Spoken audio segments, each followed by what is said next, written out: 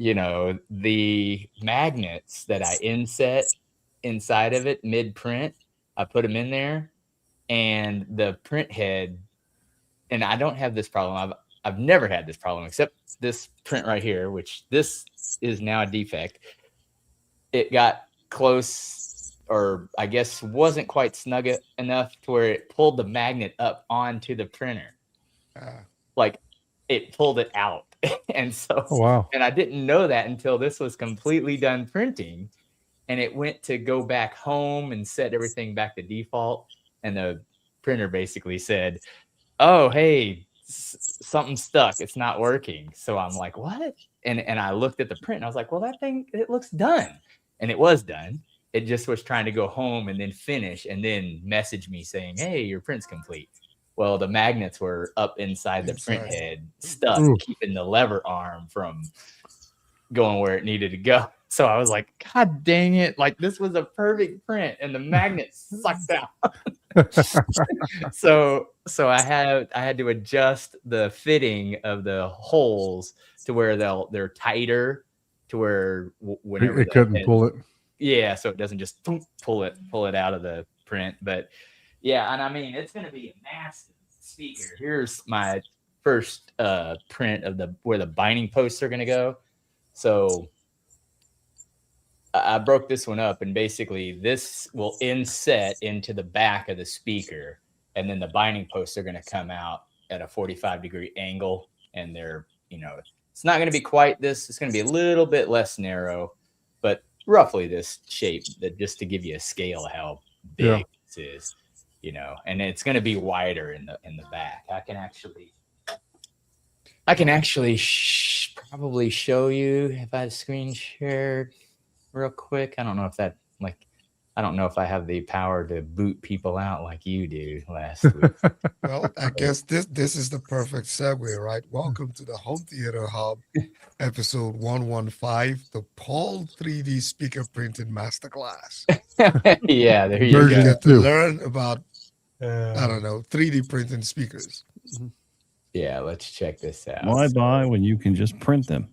Well, honestly, Paul, how are you going to since these ones are in like pieces, right? The last one you kind of had the full the full mold. I'll show you right here. So here we go. So here is because this is going to be rather large. So what I'm doing is I'm going to be, and I don't know if you can see this or if it's too large or what, but I'm going to be printing it in multiple parts, right? So this is going to have the front. See, this is the part that you see that I just showed you, right?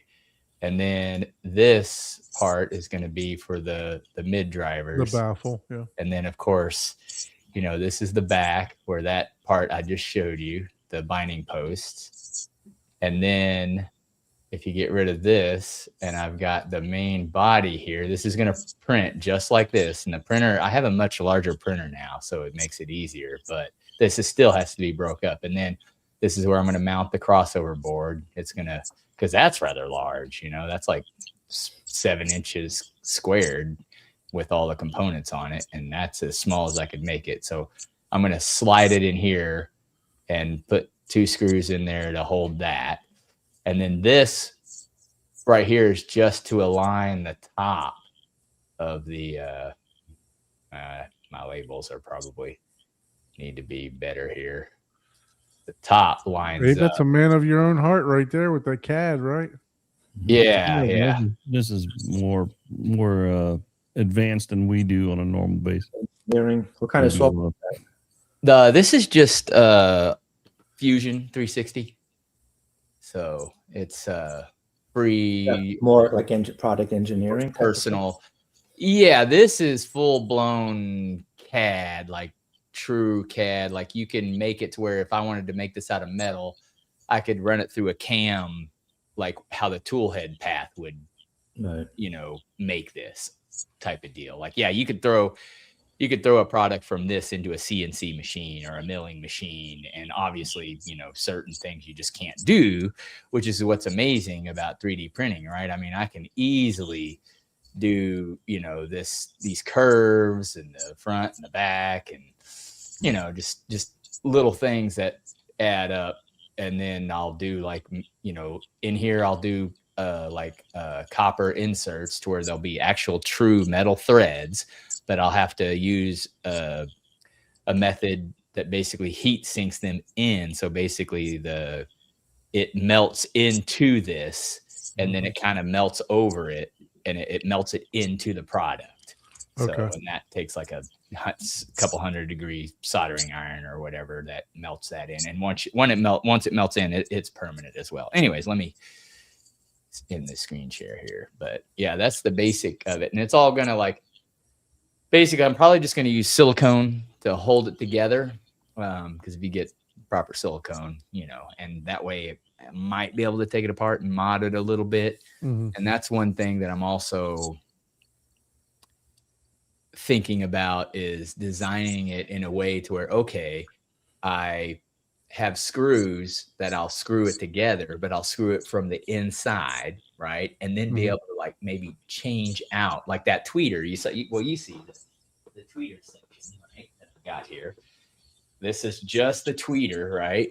So if this box works good, what I'll do is I'll have screw inserts from here.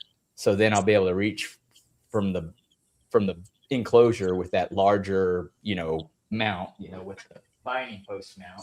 Because this hole's big enough to put, your hand in there, right? And then screw this with, some sort of seal to where you can assemble the box, and it won't look that you won't see screws on it on the fascia, right? Yep. But it'll pull it tight. It'll look like it's all one piece, but at any time you can then swap this section. Yeah, I want a blue one of those, or I want a red one of those. That right there is the only reason that I'm doing basically this project, right? Like it's cool, but to be honest, especially if you're just doing a square box, this costs a lot of money. This just retail, just for the filament, is going to be what, $60 worth of filament, right? Now, people are like, oh, well, that's not much. Well, yeah, but you're also spending, several days designing and iterating and printing and wasting, because like this right here, sure, it's only 12, once it's done, and also R&D, man, you got to pay for R&D for sure. R&D is the biggie. That's what you're paying for. You're not paying for the, $60 in filament. It's like you're paying for the R&D, and hey, if I'm printing something, that's for every hour something's printing. That's that wear means and I'm tear not on your printer. something else for someone else. So you're paying. Plus, by it's the wear hour. and tear on your printer too, right? Yeah, exactly. That's what I'm saying. And wear and tear on it and all that stuff. But anyways, it's fun. But yes, what you said is the whole purpose, because you can get better. Well, maybe not better, but you can get just as good a sound out of just doing wood, taking the time. And some wood craftsmen can do better than they'll make that thing look so damn good. But this will be able to, any color that filament exists in, you'll be able to just, okay, what color do you want? Oh, what custom color? Oh, you want rainbow? Oh, you want translucent? Oh, okay, yeah, I got you. That'll be cool. Yeah, that's where it'll be cool. So I'll have my Atmos speaker, since I don't want to paint my ceiling, black or whatever. I'll leave it white. I'm going to print a white speaker and then put white cloth magnetic speaker grill over it, so it'll blend in. And oh, hey, you got a green wall. Now it may not be the exact hue, but it's going to be in the color family. You know what I mean? It's going to be gray, black, red, blue. So anyway, it'll be fun. That'll be cool. Well, welcome everyone to the 115th edition of the Home Theater Hub. As you can see, we have a new guest on the show. It's been a long time coming, Mr. Glenn. How are you, sir? Good. Thanks for having me. Look forward to talking to you guys for the next hour or so. Yeah, absolutely. No, this has been a long time coming. So Glenn is actually a partner of Abe. Yeah. Mr. Blue over there. Look at this guy. He went from a bookcase full of stuff to a nice blue background.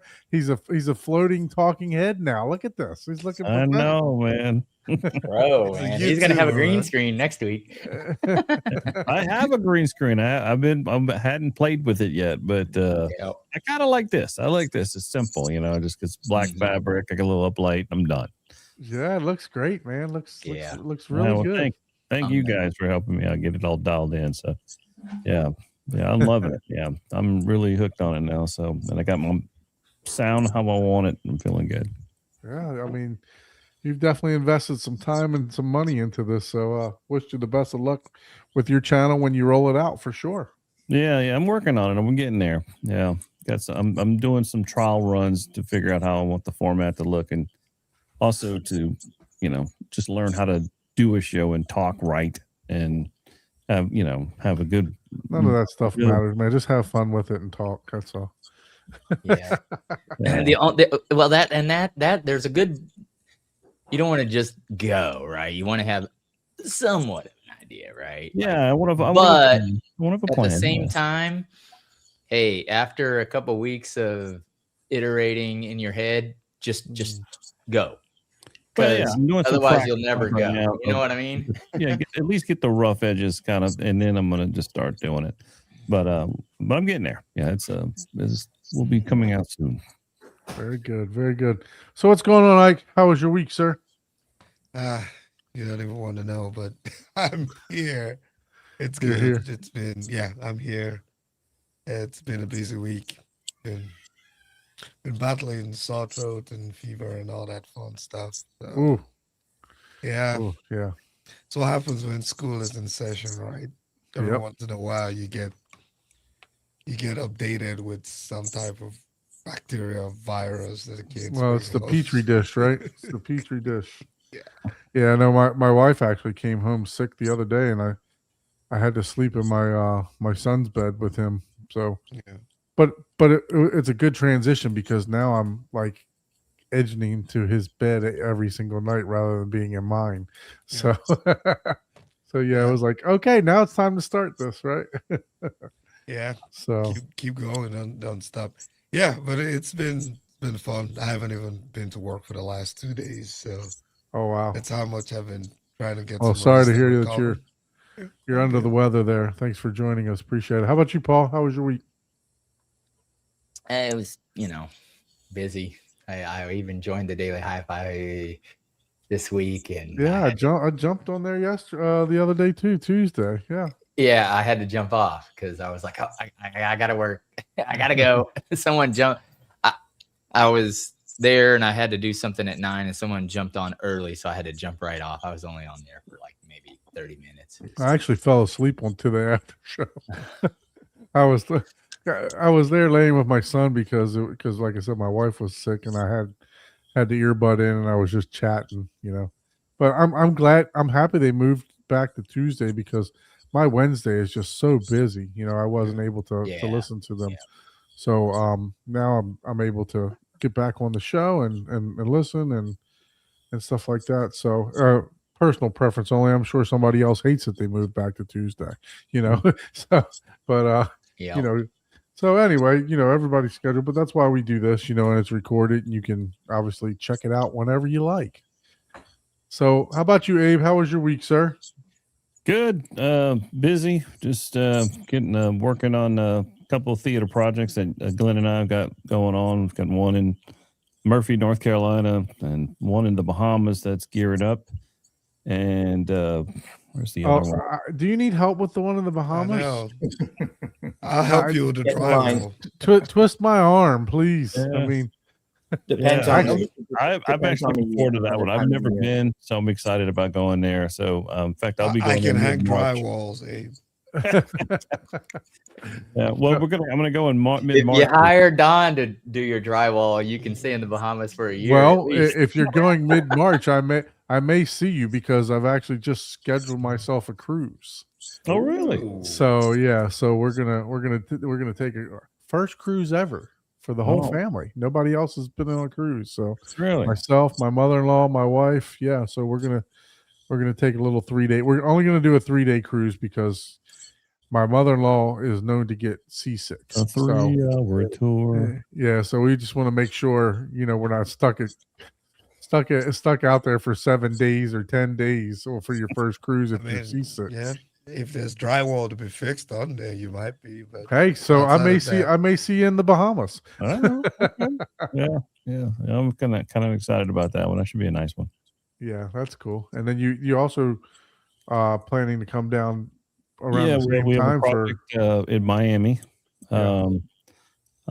That's just we're just trying to wait for that room to get built so we can get in there, and so it should be ready for pre-wire hopefully the next couple of weeks. I know they want to, as it like everything, it always seems to converge at the same time, because I got a feeling Bahamas is going to converge with Miami, and then they're going to want. And so March. Well, I the think good news is that there's a ferry that runs across, if you want, for 2 hours. It only takes 2 hours to get over there. really. You can literally take like a boat right over to the Bahamas. Yep, it's only 2 hours from Fort Lauderdale. Oh, Crazy. okay. Well, from Miami, I was just going to fly because sure. maybe I can go to Miami, do the pre-wire there, and then hop a plane and get to the You can almost hang glide there. It's that close. You get a big enough mountain. Maybe I'll bring Glenn along. I always try to get Glenn to come with me on these jobs. Yeah. No, there's a ferry that goes out to the Bahamas like every weekend or whatever. So. Oh, I have to check that out. I did not know that. Yeah, for sure. So So how about you, Glenn? How was your week, sir? Busy also theater designing? Pretty busy. Also enjoying the snow up north. Kind of miss it a little bit as long as I don't have to shovel it. But just being down in Florida for almost 30 years, it's something that I was trying to tell my daughter. It's just this spirit about like virgin snow, just being around that area. It's kind of cool to look at. Glad I don't have to shovel it. Yeah, I there's a saying. I like looking at snow from Facebook. Yeah. I don't. Other than that, I don't want to see 2 feet of snow like they're getting. No, not 30 inches. Oh my God. Yeah, no. To try to So shovel I out gotta of ask that. Julian, have you been hit by any falling iguanas? No, but I have like usually around 9 to 10 iguanas in my backyard every afternoon. Oh man. And today I haven't seen any. I saw one a couple days ago, so a lot of them have been decimated. Oh, it was Which I don't mind. It was 82 degrees here today. Yeah. And Monday it was 38, 39. So this weather, we're finally getting a winter down here, right? So we're actually getting a couple days of winter, but I think that'll be it for us though. I don't think we'll see any more cold snaps after. No. Either of you guys week. tried iguana meat? Any iguana tacos? I hear that's a thing down there. I just saw something talking about iguana tacos. Yeah. Yeah, no. The business that I'm in, we capture them, but they don't make it to the plate. Okay. So, but yeah, no, it's pretty cool. So, the weather here has been crazy. Like I was saying, for me, just an absolute bear of a week. As a matter of fact, I don't even have any movies to talk about this week because I was so busy with my two separate jobs and stuff. So, but yeah, so we'll get right into it because Glenn, like Glenn said, he's going to be on for about an hour or so, and then he's got to step out. So, obviously, you guys work together. So, Glenn, tell us a little bit about how you met Abe and what got you guys to join forces. Well, we met at a another home theater company where I was doing renderings, and Abe was the project manager. And I was there for 5 years. How long were you there, Abe? 2. Yeah. I think it was like 2 years. Did I leave first or did you? I think who left first? I left first, remember, because I got married. And I left. Yeah. Okay. So that's a reason to leave because you got married? Well, I wanted to go back home to Louisiana. So okay. Yeah. So yeah. I took their best drafter with me. Yeah, our boss was not very happy because it's like, when they found out that me and my wife and now was that's how we met. My wife worked with us as well. Oh wow. Yeah, so we all three know each other. So, and then when I hooked up with Otto, with my wife, and then I said, okay, well, and we had plans to move back, and so yeah, my boss wasn't too happy that I took his best drafter with me. Wow. So you left, took the drafter, and then Glenn, you decided. Then what made you leave the company later on? Well, I was there for 5 years, and I was doing renderings of the theaters, and probably averaged maybe 150 renderings a year. So that's 750, anywhere between 600 and 700 renderings, and a lot of them of the same theater, and it's just boring after a while. And it was a great opportunity. I had no idea that there was a home theater industry. I had gone back to school to learn digital media, computer animation, and started doing architectural renderings, and wound up getting a job in this company. And it could have been a designer for apartment stores or an architect, but I just happened to get my first job doing the renderings for a home theater company. That was in 1998. So I did that for 5 years, but kind of like coincidentally, there was a wide format printer right next to the theater, the home theater company.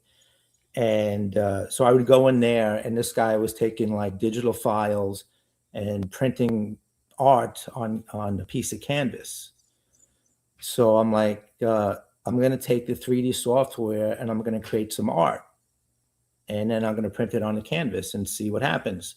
So I started creating a portfolio of that, and I actually got accepted into the Boca Raton Museum Art Guild, which is like a pretty good thing. You have to go present your art in front of a jury. So that was cool. But, we had this one theater. It was actually called the Art Deco, but it was really just 3 long rectangular panels of a solid color. Right. I remember that. And I would look at that thing, and I'm like, man, that would look so much better if there was art on those things. So that was like the first seed of what, became 3D Squared, where we create original art for acoustic panels. So it took a while to get, to find a solution for that. Number one, you had to find a good acoustic friendly fabric that you could print on that would accept a really good print, right? And number two, you had to find a printing method that could print on that kind of fabric. So it may have taken 1.5 years, 2 years to actually find that kind of solution. Yeah, I remember that. Yeah, we went through tons of testing on all the different fabrics till we found one that popped, that did it. Yeah. So once that kind of happened, then I just created this portfolio of art specifically for home theaters. And what I was able to do, fortunately, was I could create the art and then do a quick rendering of it in the theater, divide it onto several panels throughout the theater, evaluate the flow of the art, and then make adjustments to it. So I used to say at the time I was the first person in the world probably that created art specifically for home theaters. And to tell you the truth, I don't know if anybody else is still doing that. I have no idea. A lot of people go find art on these royalty-free sites, and that's fine. But I don't think anybody's making it specifically for acoustic panels and home theater environments. So that's really cool. Yeah. What's up, Scott? How are you, sir? Scotty in the house, the guy who never shows up for the live stream. What's up, man? What's going on, guys? I was finally able to make it. So that's awesome. Thanks for joining us tonight. Yeah, appreciate you, Scott. So Scott is like the computer guru. I mean, him and Paul both are, but he's the smarter version of me. I don't know about that. He's the guy that can remember Oh yeah. Knowledge in different areas. Knowledge in different areas. That's great. So yeah. So appreciate you joining us tonight, Scott. Appreciate that. Yeah, glad to be on. So Glenn, you talked about, creating art for that, for the panels and stuff. I'm just gonna pull up the website here. If you could just walk us through some of the panels and stuff, and just what were some of your inspirations, right? So like this theater here, right? You guys just recently completed this one.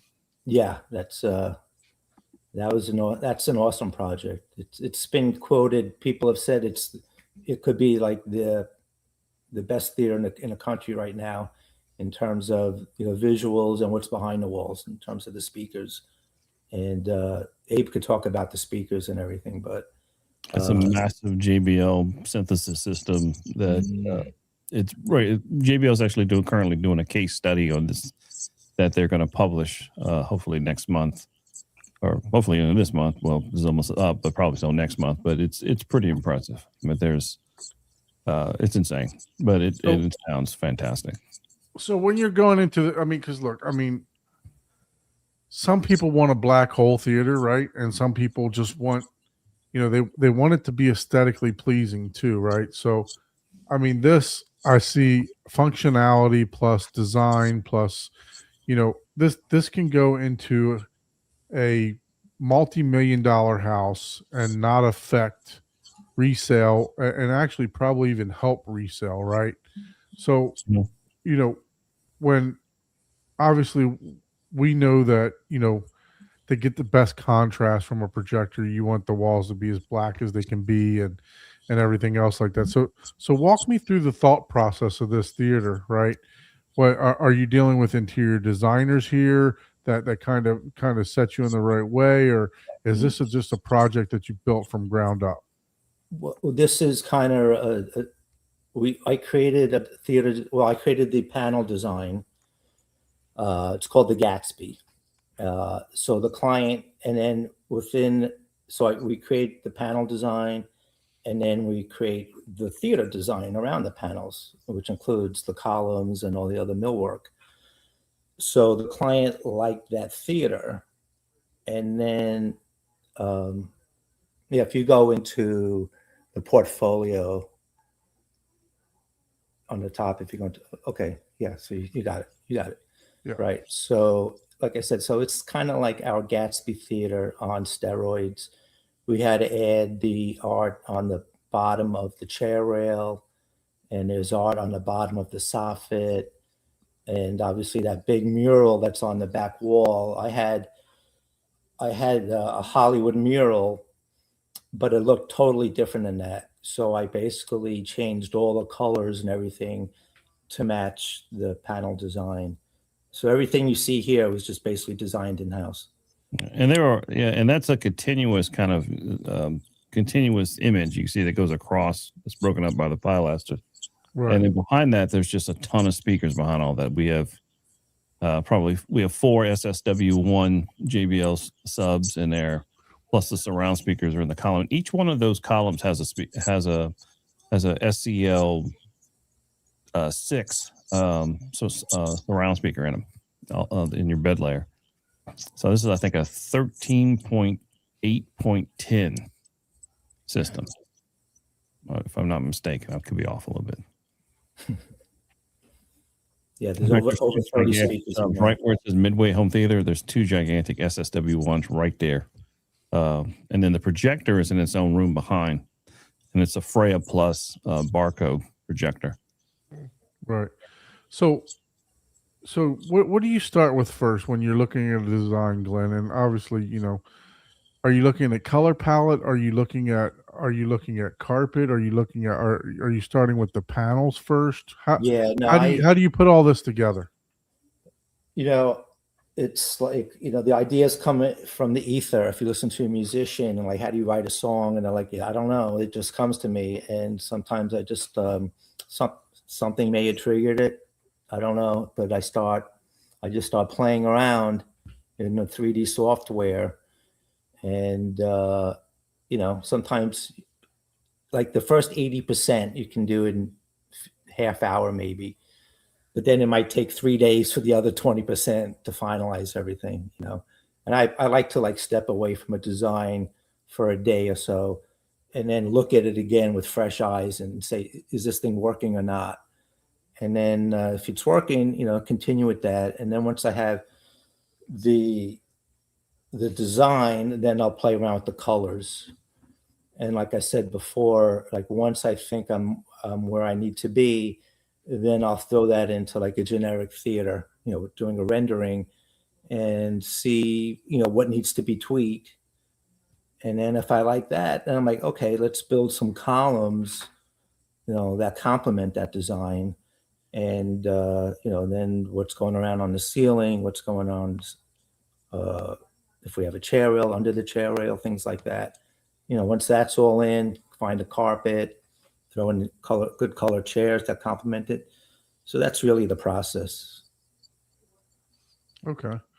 So once I mean, what happens when you're dealing with, because look, I mean, I'm not privy enough to live in like a multi-million-dollar theater, but I mean, multi-million-dollar home, but you know, obviously, you know, some of these houses in South Florida down here and I'm sure across the country, you guys do a ton of upper end theaters, right? What happens when you're dealing with like an interior decorator or something like that? Not a lot. Yeah. That's the one thing we don't want to deal with, you know, because, you know, I feel like between me and Abe, we could cover all the bases. Right. But, you know, designers have to justify their, you know, their salary, their position with their client. And so, I mean, we're dealing with a design right now on a project in Miami. It's funny because the client, it's a beautiful, very modern house, but the client, the male in the house, he wanted a very traditional theater going into this very ultra modern house, which doesn't make any sense, you know.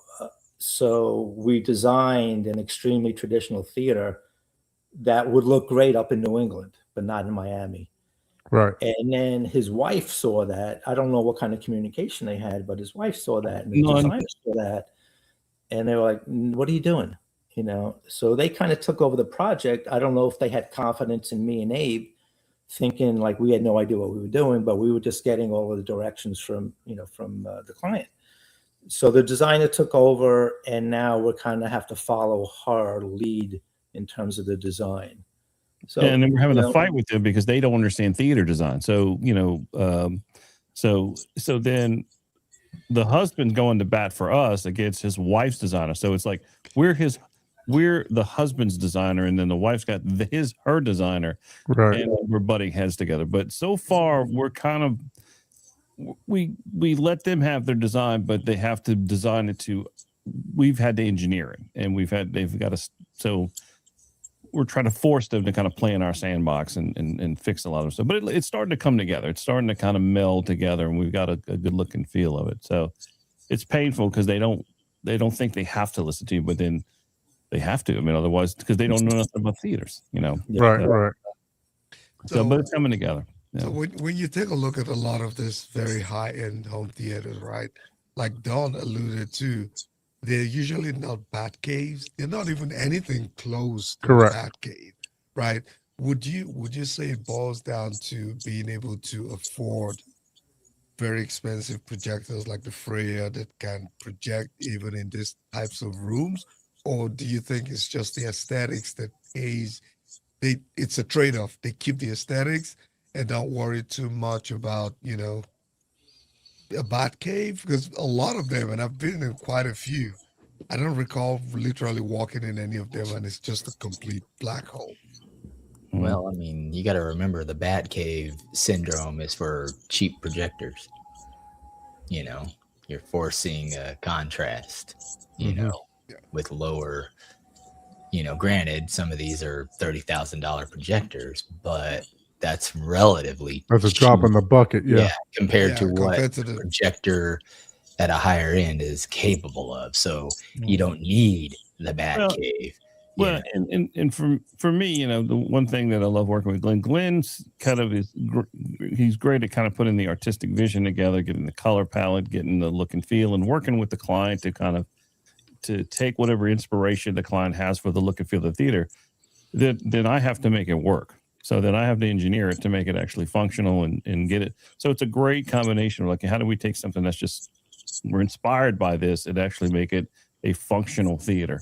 And then, you know, because it's got to be sized to the room. And then the room, I would say the room, speaks for itself. And the room tells you what it needs. So like in that room, we looked at the cubic volume of space we had. We looked at the distance for the projector and the screen and everything. And so, you know, there was just only certain things that we could use to kind of fill that bill. I mean, now, do we have to do a Freya Plus? No. I originally was going to do a Nerthus just because of the horsepower we needed to push a 208-inch screen that distance, 30 feet throw. But the client was he's hardcore into audio video, and he's like, man, just do whatever, just do the best, just give me the best one, you know. And he just really enjoyed the process. We got, because he was kind of a one-off. He just was really open to explore, like, what about this projector? Can we do that? It's like, yeah, but that's way more horsepower than you need. Let's put that one in, you know. Yep. So it's like the lottery. We hit the lottery with this guy. We really did. And he was fun to work with because he's just like all the rest of it. He's an enthusiast. He just has a bigger scale, but he's the same as all of us. He just loves the cool. Yep. He loves the gear. He loves the tech. He loves the stuff.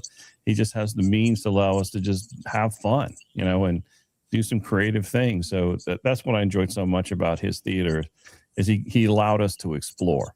It was wonderful. Yeah, that's always good when when you have somebody that you can work with and not have to battle, like you were talking about, you know, with the interior designer, because, you know, I mean, you mentioned it, the houses in South Florida, they're marble and white, right?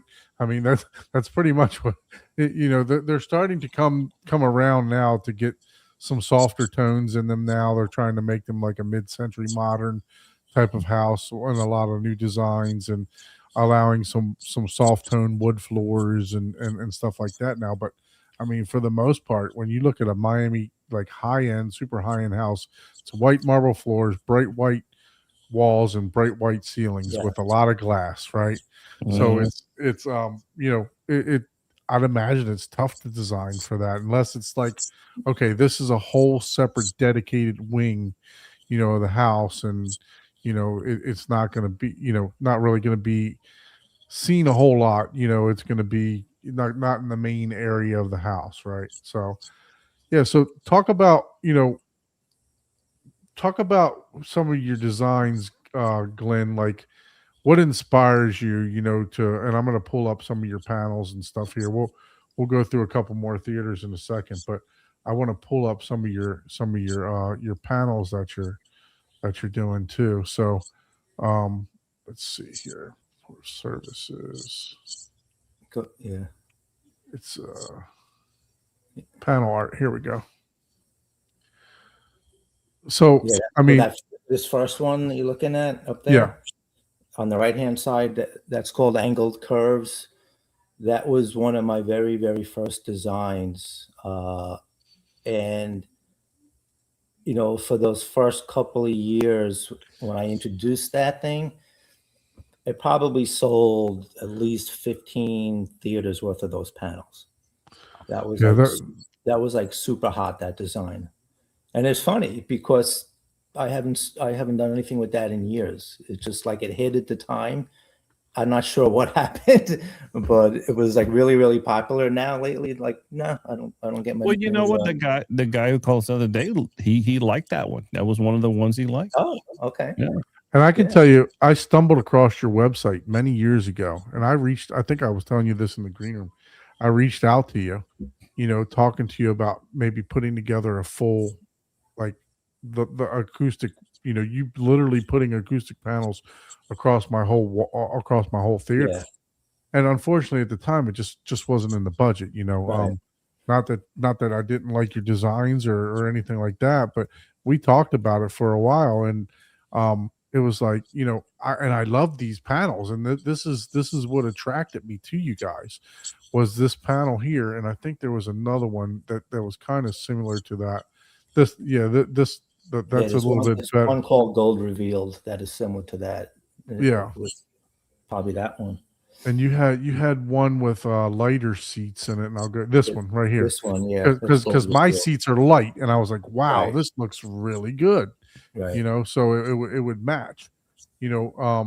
I decided not to go with the columns. I don't mind the column looks, but to me, a lot of the theaters have columns, and I understand why, because you have to put a speaker in there, you have to bump them out from the wall to give the speaker room. But I built my theater 9 inches off the wall specifically so I can hide whatever type of speaker I want to put in there, right? So, the panels. I mean, I literally was just going to hang the panels on the wall. No, that's fine. So, yeah. I mean, it just talk about how you came up with like the design process for this. Like, I know you said it was kind of like when you're writing music, right? But do you get inspired by something, and then say, okay, I'm going to start off with this, and then add different stuff, or is it something a design that just pops into your head?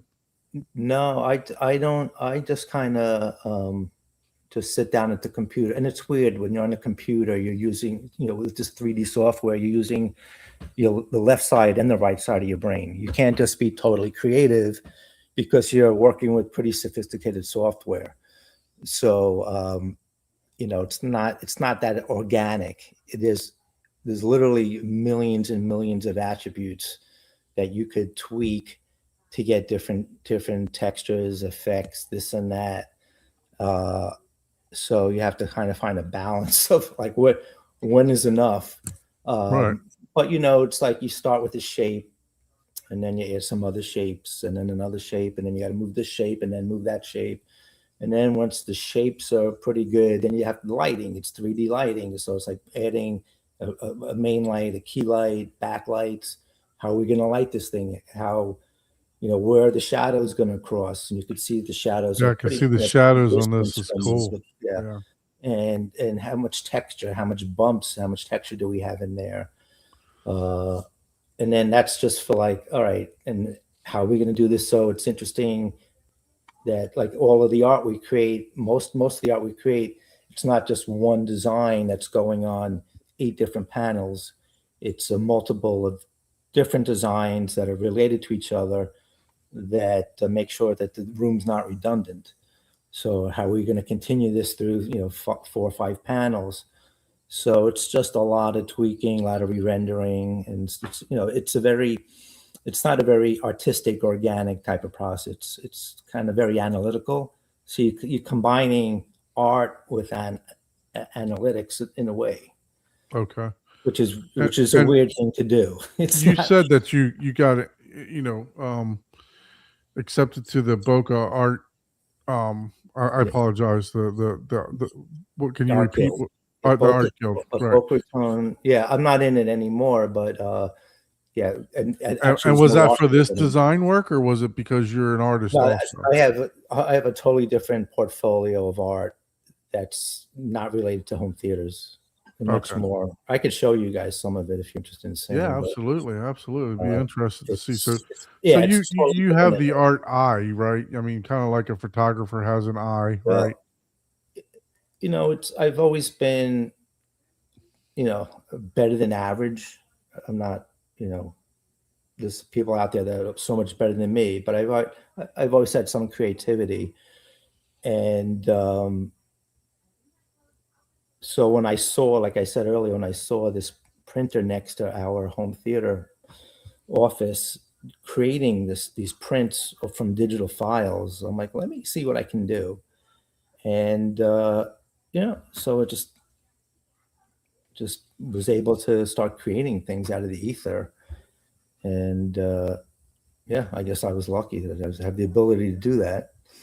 Yeah, no, I mean, it definitely takes. That's for sure. But I mean, just like interior design, right? It definitely takes a certain eye, right, to because I could throw a bunch of stuff in a room and it'll look like a bunch of stuff, but Right. you get an interior designer or whatever, it makes a house turn into a home, right? Like stuff that you see in magazines and everything else, and that's this is what we would see in home theater magazines, obviously. You know what I mean? The If type we of, still had them. right, exactly. The type of work that you guys are doing here. Yeah. So yeah. I noticed here that a lot of the panels on the wall, and are these pictures? They're not renderings, right? They're actually No, that's actually a lot. That depends. There's some of them are real, some of them are renderings. okay. That's a rendering. So it looks like a lot of these are like it looks like 2-inch panels, right? So You know what? You can make them in 1 inch or 2 Yeah, inch. we whatever. Depends on It what's could be the 1 inch. A lot of the panels, to be honest with you, the majority of the panels we do are 1 inch. I've never Okay. got a complaint. I know all the audiophiles, they want 4 inches or at least 2 inches and all this. But for the common guy, I don't think they can hear the difference. I sell a ton, hundreds and hundreds of movie poster reproductions. And Yeah, almost well, all of them are 1 inch. Yeah, the 1 inch is 1 inch acoustic panels, like something like that. They're gonna take care of the rough spots. Are they as accurate as if we did 2 inch or we did a stretch fabric frame and modular acoustic? No, but just the fact that you're putting some absorption of the room is going to help kind of tame the sound, tame the slap echo, tame reverberation. You're never hurting. You're only helping the room. So here's a quick, kind of easy way to have something look very nice, artistic, and functional. So sometimes 1 inch is all you need. If it's definitely it's better than not having it. So Right. You kind of get the best of both worlds: the good looking theater, plus it makes it sound much better. Yeah. No, I mean, they're obviously, the different thickness, and then so when you hang these, are they hanging? Do you make it to where they hang off the wall a little bit, or is it just flat against the wall, 1 inch total? They hang slightly off the wall. Typically, we have like 2 rings on the back, and then there's anchors and screws, and you hang them on the screws. So it's not 100% flat against the wall. Okay. So it does add a little bit more depth, because Maybe, but not much. the general rule is, if you're doing a 2-inch panel, technically they're supposed to be 2 inches off the wall, right? Is what I've always been told for, to give the effect of a 4-inch panel, basically. You can do that. I mean, there's a I don't lot think of too many different ways people are to doing that. But Yeah. most of the people buying the artwork panel, especially the movie poster panels, they're just hanging it on the wall. Just Right, like okay. that. What does the back and forth process go like while you're going through like the design, the artwork? I mean, you have your own vision, and then you're dealing with, let's be honest, some really high end clientele. Like, are they very particular in general? And like, how long does that take usually when you guys are going from like this concept, this vision to like fulfilling the reality of the person that's purchasing it? Well, it depends if they wanted just the way they see it on the website. For that, the first design we were talking about, the angled curves, I've done a lot of different varieties of that with different colors. So maybe that center part might be red or gold or something like that. You're dealing with designers, and then you have to do test prints to make sure the colors that we see on our monitors are actually the colors that we're printing. So there is, when we start doing the custom colors, then there's definitely a lot of back and forth, making sure that everyone's happy with those final colors that they're going to get. Do you say the majority of the clients usually pick one that has already been designed, or is it like what's the split of someone coming up and going, hey, I want something completely custom, or choosing something that's kind of probably 80%, right off the website, maybe 20% saying, can you change the colors? okay? Yeah. Now, in addition to this, I mean, we'll do full blown engineered theaters as well, where we're doing custom, just like you saw the very first one.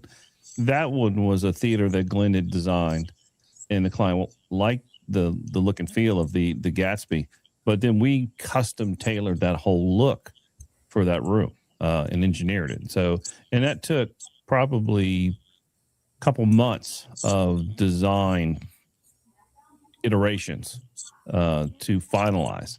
We went through several looks and feels, and I know Glenn had worked with the homeowner to dial in the artwork and everything for that. So that was all custom artwork just for that client. So the size, it looks like, what is this? Maybe like 3x6, something like that. Yeah. Originally I designed everything for like a 3x6 panel. Okay. And Good guess. how is shipping for that? Do you ship them in like the square and they sit on top of each other? What's the logistics like for that? We ship them in like, a very tough cardboard box. Typically, unless we're doing a whole theater, we're going to crate it up and everything. But if somebody's just ordering 6 panels, it's just shipped via, usually if they're large, freight service. Comes in a box. That's a very well protected box. And it's funny, I did, I think, 15 large custom movie poster panels in Jersey. And this guy was expecting this huge box. But if you're doing 15 1-inch panels, the box is only going to be 20 inches tall. He's like, are all the panels in there? I'm like, they are. Yeah, because I was just curious if you pieced them somehow together or just for. No, they're ready to hang. They get them and they're all just ready to hang. Yeah. Very nice. Oh, that was this pretty is some cool. of the crazy stuff. Now, is this a rendering or is this? Yeah, that's. I haven't sold that one yet. I'm waiting. That would be a good one for Miami. Yes, a modern house with a lot of whites and blues. That would be great for Miami. I think the next one too. A little I bit just of palm, like an palm image tree of a look. beach, and I kind of just whacked it up in Photoshop. So even when you have clients that pick from what is on the website, do they ask you to make slight modification based on the fact that there's a chance that there's a handful of other theaters out there with the same design that you built? Yeah, that's a good question. The only modification would be just the color scheme to match their color palette for their theater. Okay. But the concept remains the same, but yeah, they can adjust the color palette. Yeah. These are the movie posters. Like I said, we do a lot of that. I mean, what's a better product for a home theater than a movie poster acoustic panel? Sure. In that theater, that's the one in California that we did, and he loved it. Yeah, that was cool. Yeah, that was where was that? Nebraska. Yeah. Yeah, that's pretty cool. It looks like the frame too. Did the full picture frame look? That looks really nice. I love the old. If you stay on that for a second, I love the old classic poster. Talking about art, this is art. If I was going to do a theater with movie posters, it would be like these vintage posters, because I just think that they're so colorful and artistic. And unfortunately, a lot of people just get the movie posters of their favorite movies without thinking about what's the color scheme here. Yeah. Are these posters going to complement each other and complement the theater? I don't think people think about that too much. Based on the orders, I'm getting Scarface and this and that, and blues and whites and browns, and there's no consistency there. And these panels were, obviously these are oversized panels of the original artwork, but it's amazing the quality of it, because I installed all these panels and I'm sitting there right up against it, looking at them, thinking, and just the detail was just insane. I mean, the quality of the print and the resolution of the artwork was fantastic. And then what are they printed on? What's that? Oh, what are they printed on? It's an acoustic friendly fabric. It took me a while to find a really good fabric, that was breathable, and then you want it to have a slight stretch to it, but not too much, because then you're going to distort the image.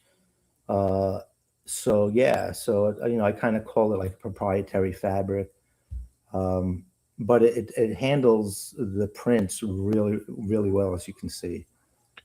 So, with something like this, that's full on print, right? So, what I guess obviously you'll have different colors, just background to start with, right? So this one For the right theater? here, yeah, for the theater. So this one Yeah. right here, what color fabric did you start off with here? Was it a black fabric? And on the walls, Yeah. So this abominable that's painted. snowman. The walls are painted. That The okay? walls are No, painted that's purple. that whole image is printed on white fabric. It's printed on white fabric. Yeah, Black Wow. yeah, it's a white fabric, and then whatever's white on the image will just show the fabric. Okay. So the when the printer prints this on the fabric, right? Obviously Yes. the white it remains, Yeah. So Correct. the yellow is going to be what type of, is it actual paint? Is it like a plastic? What actually is It's an ink. being? It's an ink that it gets it's like an ink that gets kind of like absorbed into the actual fiber of the fabric. It's not Okay. like a t-shirt that we used to get from the concerts where it starts to peel. Remember those Mhm. back Yep. in the day? So it's an extremely durable print and durable fabric. Yeah. So that was a question I had, because obviously if you're putting something like you're talking about, like a t-shirt, and you just put that sticker over top, let's call it a Yeah, it's sticker gonna, now you're then blocking the sound, right? right, So right. Yeah, no, you still have the porous fabric. And some of these speakers are behind that artwork, so when I installed those, I carefully notched out the acoustic material where the speaker was, just where the hook from the speaker was. Excuse me for a second. I got to get my battery for my laptop. Hold on. Yeah. So without making sure I cut the artwork, I had to take out the acoustic material where the speaker was, so that the speaker can blow through it.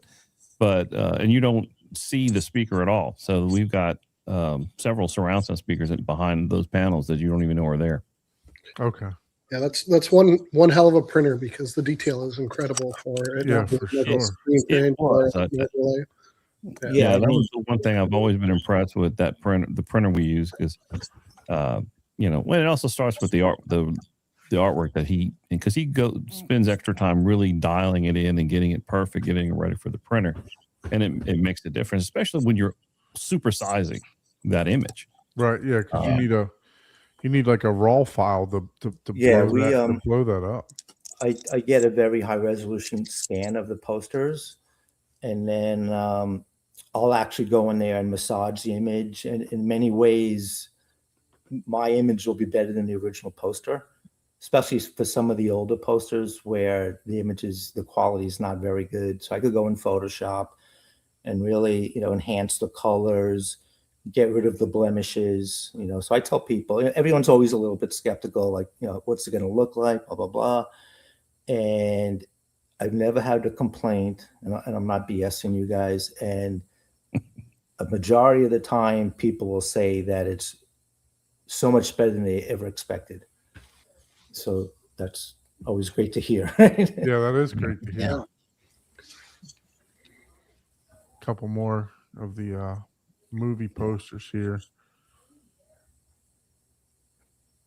Yeah, I mean, they look incredible. So They where look like the actual like poster itself, like the quality is Right. amazing.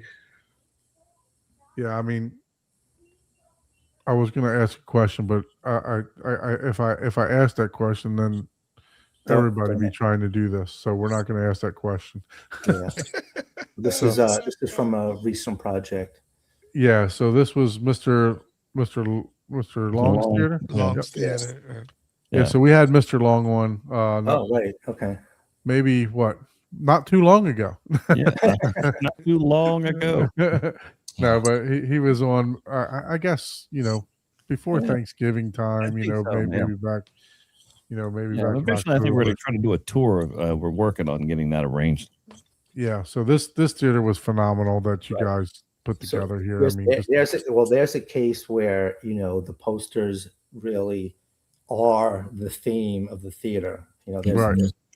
there's a definitive mood that he's trying to set, especially when you have the red version of that. I don't know if I have it on there, but the lights change the color. Yeah, all So the lights in that room red can version change. We got is pretty ominous.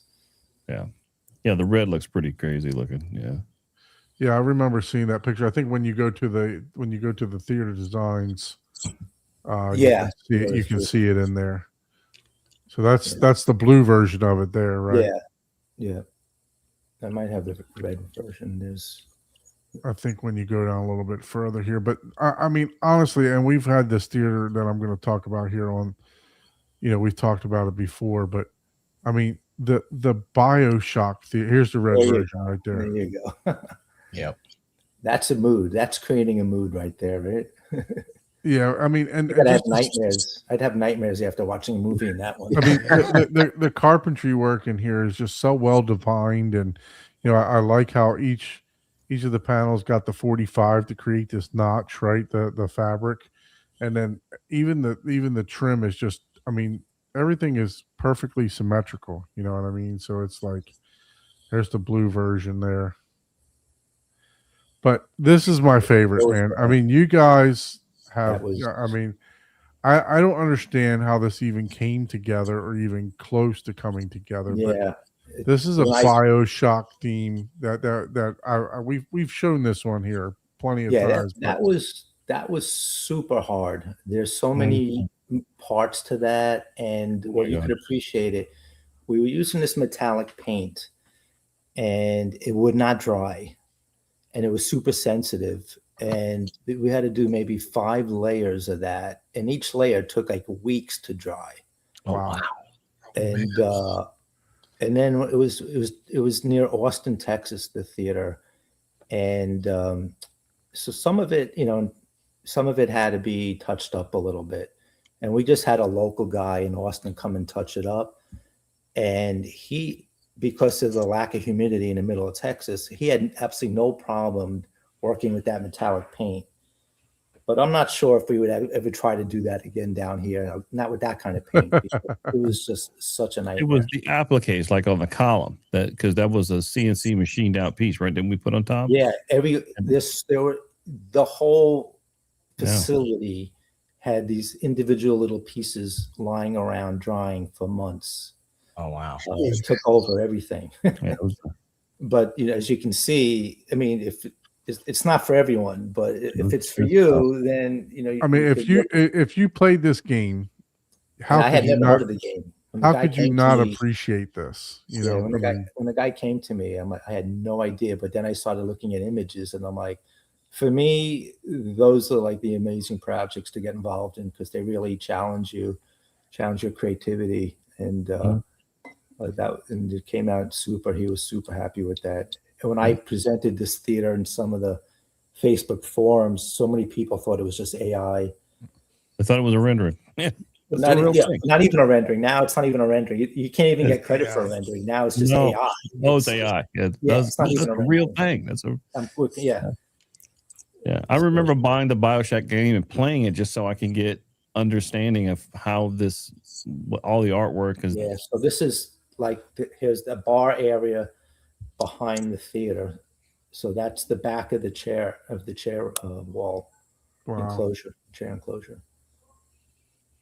So much thought, so much attention to detail.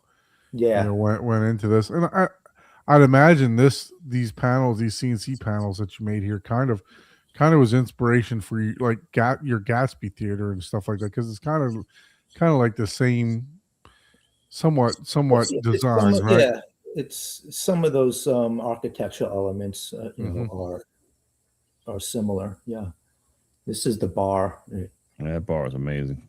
Yeah, that's just. I mean, you guys just really, really knocked that one out of the park. I wouldn't even make it to the theater with that ball. You wouldn't remember any movie.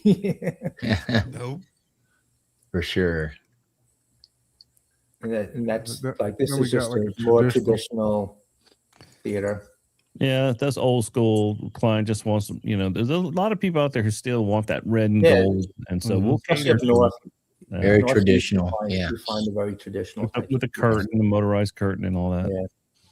This one's cool to me too. I Yeah. like the different symmetry that you got going on, through the different panels, and it's cool because like you actually carry it through the wall, through a different wall over here too. Yeah. You know what I mean? So it makes it look really, really just a simple eye of doing something like that. You know what I Right. mean?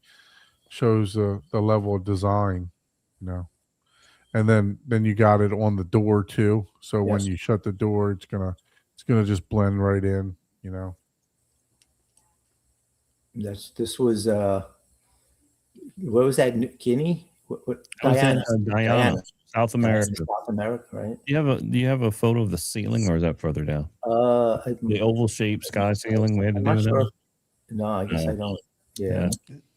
Yeah, that was a challenge. We had to do that in Guyana in in a week before this guy's wedding of his daughter.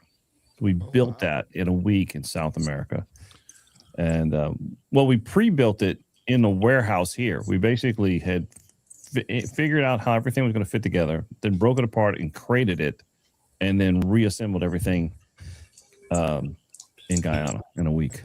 Crazy. And Yeah. what's interesting about this also is that, back in the beginning, I got a lot of great images of outer space, and I made all kinds of, by themselves, some of these images are just amazing. But then Yeah. I created like space murals, and that's another type of topic that is perfect for home theaters is outer space, especially if you have a fiber optic ceiling.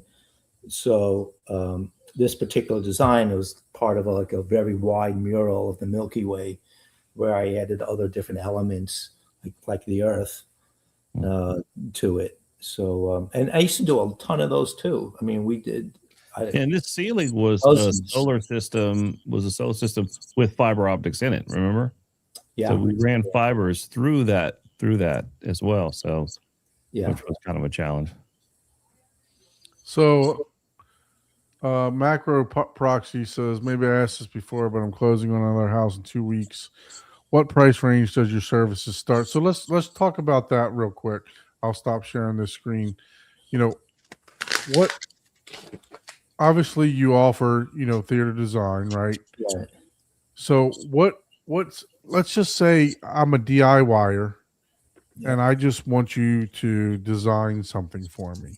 So what services do you offer? Do you offer just aesthetics? Do you offer just a full plan? How minuscule and how deep would you go? Obviously to the full build, right? Yeah, well, we actually have it itemized, right, Abe? Yeah, we do. Yeah, so anyone can purchase just panels. Like if you have in mind, you want you see any of the panels on the website, or you have movie poster panels, anyone can order those. And I think what do movie poster prints start at, Glenn? The average, depending on how many you order, for like a 27 by 40, those Average are like poster size. around 250. They average around 250 per panel. Yeah. But if he's asking about a full design, our complete design service, including renderings and everything else, plus all of the CAD drawings, for generally a standard type of theater, like the long theater, is 4,500. Yeah. And then, if he just needs a subset of that, obviously it would be somewhat less if he just needs aesthetics or something like that. But we recommend the full package just to make sure.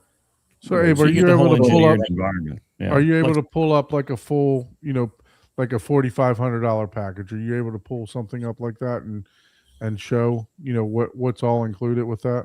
I Or can't like on one- my laptop, but yeah, well, like long and that the first one you saw, those were custom projects. So those were $4,500 design fees. Where actually the first one exceeded that because we had hundreds and hundreds of hours of drafting. So typically there's a set amount of hours. We estimate usually about 40 hours, 40, 60 hours is typically what it takes to turn around a full theater. If it goes beyond that, then we're paying for extra drafting essentially. It just depends on how customized the theater gets. But we've had some DIYers. Hey, I want to build it myself, and that's fine. I just need inspiration. And we had a really good client in Auburn who was a carpenter by trade. So, but he recognized the value of having a design direction. So we just did a design set, which is about 1,500, which is just elevations, floor plan, reflected ceiling, just to give him a start, of using his equipment and everything. And then we made suggestions with him to kind of tweak it. And he said it was the best money ever spent because it really helped him enjoy the process because he had a playbook. He had something to go by. And eventually he actually came back to us and said, hey, can you help me install everything? So we ended up getting, selling a lot of his gear and his Kaleidoscape system. And then we ended up doing the installation as well.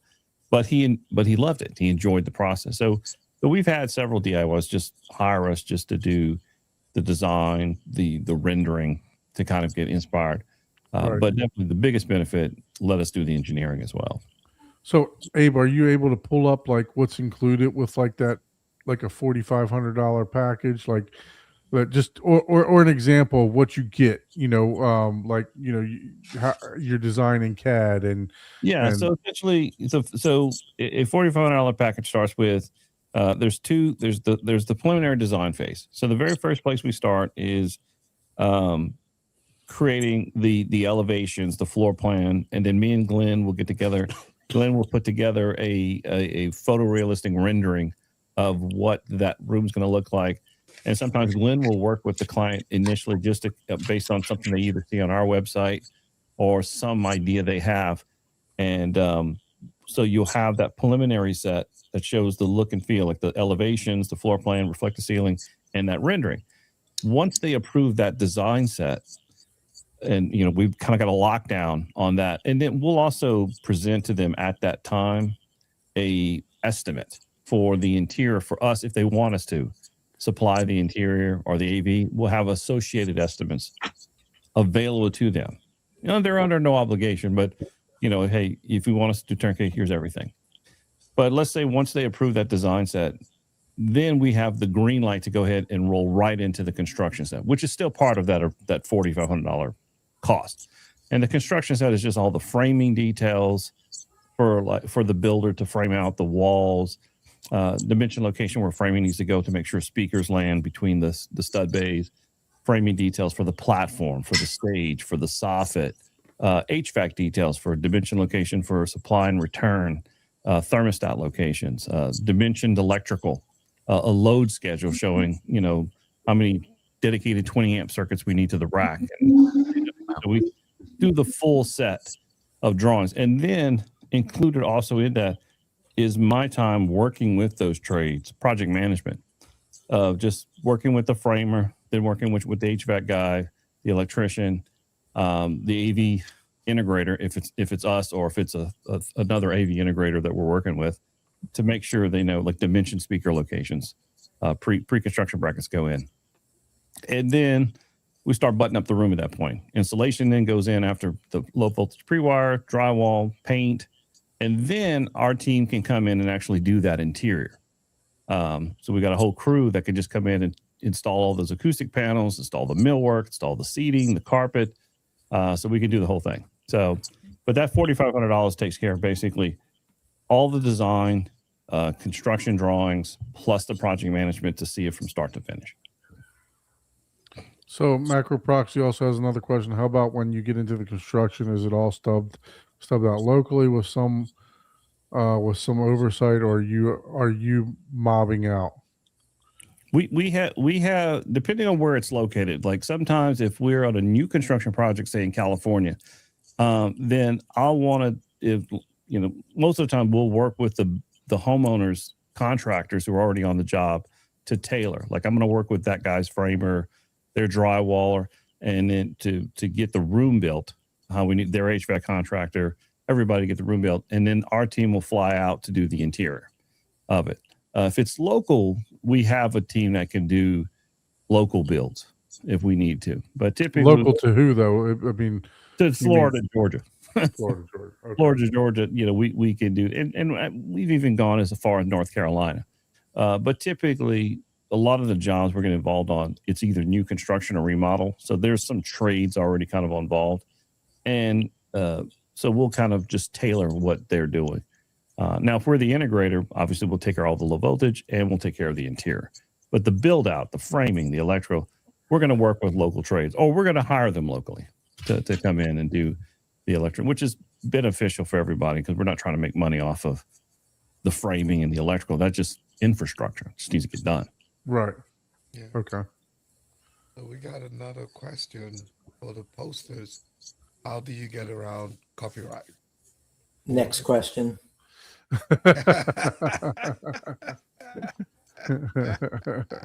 Well, Glenn, you do have released a little bit on that list. I know most of those have been released. So, from what I understand. So, Hey, Magic, I hope you got your answer. All right, very good. So let's get back to some of the let's get back to the website here so we can see. Oh, by the way, it looks like you're going to have a customer. So for all that, he's going to email you. So Oh, cool. oh, cool. Well, Looking forward we to would it. love the opportunity. Yeah. let's go back into the website here.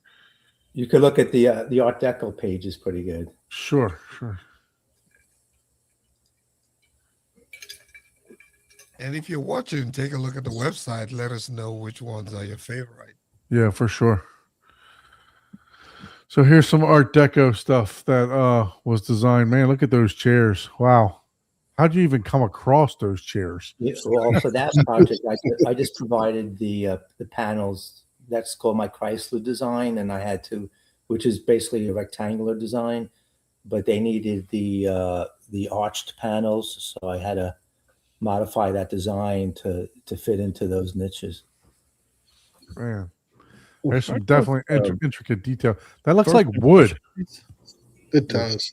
The panels, yeah, I actually use like a wood type of. It looks like wood texture. Yeah, and it's even got like grain in it and everything yeah, else. it's grainy. It's just a print. Yeah.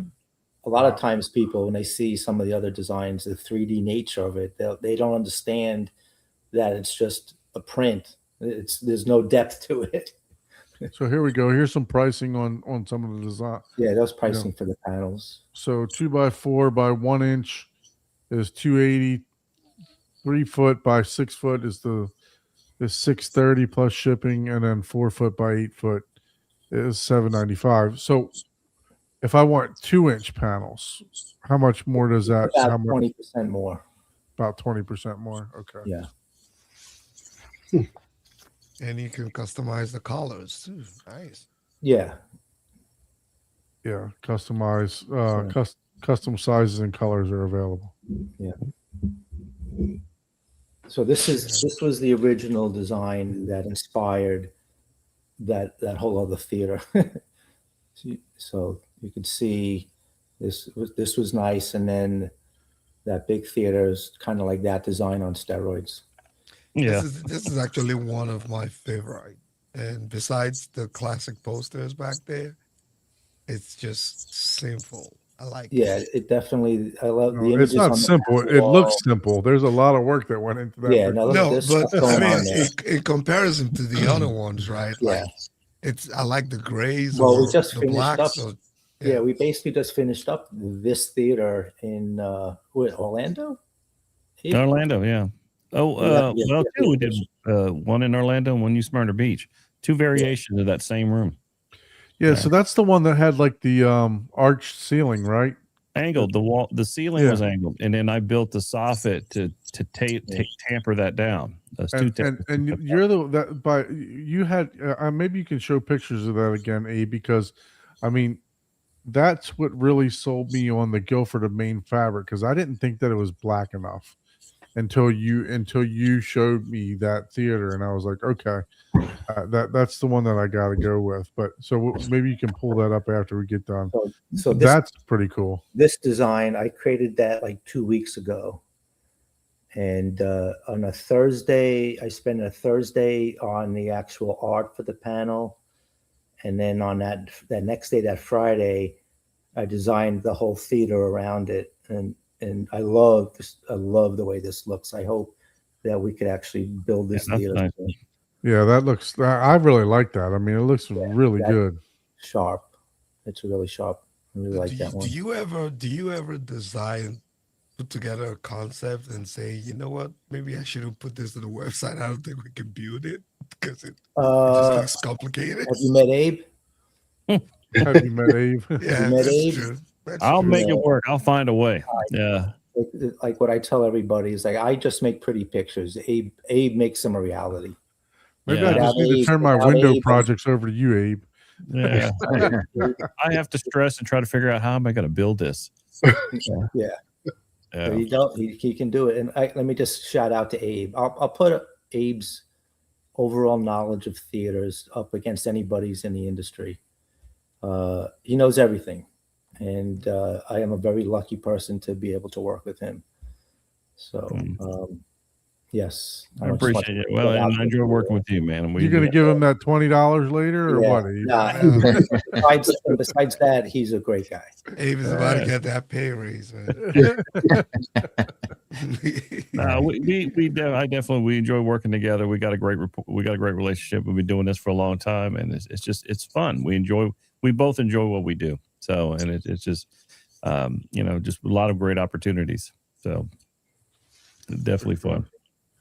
And Glenn, someone likes your T-shirt, and they want to know if you went to the Did you see that? concert. Did you go to the concert? That's from King Crimson. Yep. Those in the know are in the know. Let me just say. And if you know what this is, you were waiting about 20 years, 25 years for this kind of concert, and it didn't disappoint. Yeah. I'm out of the know. I thought they were talking about mine, and I responded back in the chat.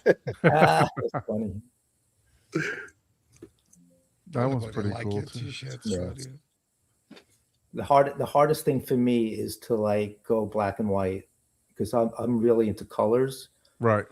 But the more muted tones actually sell better than the colorful ones. Mm-hmm. So when I go simple like that, it's hard. Man, those are nice. And is this a rendering? This one a rendering, or This is that is one of the OG renderings. okay? You should take some of your renderings, your very colorful ones, and then just like shade of gray it and see how. Well, sometimes I do. Yeah, When okay, sometimes when I start here I have two Yeah, versions. that looks like it. Oh yeah, you just did This that. is Yeah, I think you'll see this one, and hopefully I think the Looks next one good. is a very colorful version. That's cool. That's cool. Well, maybe not. Maybe not the exact next one. Oh, I do have. Well, I didn't put it on there. It should be on there somewhere. It might be up here, No, right I there, don't right think. there. No, that's not it. No, that's not it. That's not the same one. No.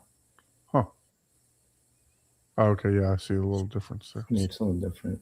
So this is just like going crazy. I mean, this looks, it looks almost three-dimensional. Right. Mhm. That's what I'm saying. Some people will see that and think that it's actually three-dimensional. It's just using the 3D software to create 2D art. With the shadows and stuff like that. Yeah, they really Yeah, look that's like they cool. really pop. This looks like the what you started off with in your one of the I other think one of the other yeah, pictures there. Yeah. That one is another favorite of mine. This one here. Yeah, it's like With you're the on the cities. top of Manhattan. Yep. Yeah, that's. I love the door too with the classic. Yeah. Mhm. That's Classic. the same. That's the same door you have to your red room, ain't it? Yes, Yeah. absolutely, absolutely. Ah. And what when you're designing a theater, right? I mean, what carpets do you like to is there a brand of carpet that you choose more than often, or is it just like you go, how do you choose the carpet, right? Well, yeah, to me, it's like if you have a fairly busy design, then I think the carpet should be very simple. You don't want the carpet and the panel designs fighting each other. Versus if it's if we're not doing any art on the panel, if it's just a Guilford fabric, then I would suggest a more elaborate carpet to give you some more punch in the room. What do we use? A Joy? What do we use a lot? We have 3 carpet companies that we use. Joy Carpets is one of them, which has a lot of theater, commercial grade carpet. Kane Carpet is another one. Yeah, Kane. I meant Kane, right? I like Kane. Kane's another authorized. We're authorized of it, and the other one is. Oh my God, I can't think of the name of it. And we have another company that actually makes some really cool high-end wool carpets out of Ireland, and it's real good stuff. That's the one we did in Schwartz.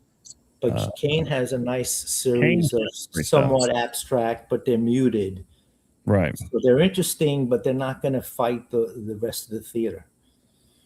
Yeah, Kane I like. Yeah, they've got probably the nicest assortment of fabrics we use. Now, do you have to bring in the carpet designs into your software, or does your software like connect to an No, I existing? have to go searching around and then get the sample and then make sure that it's tileable.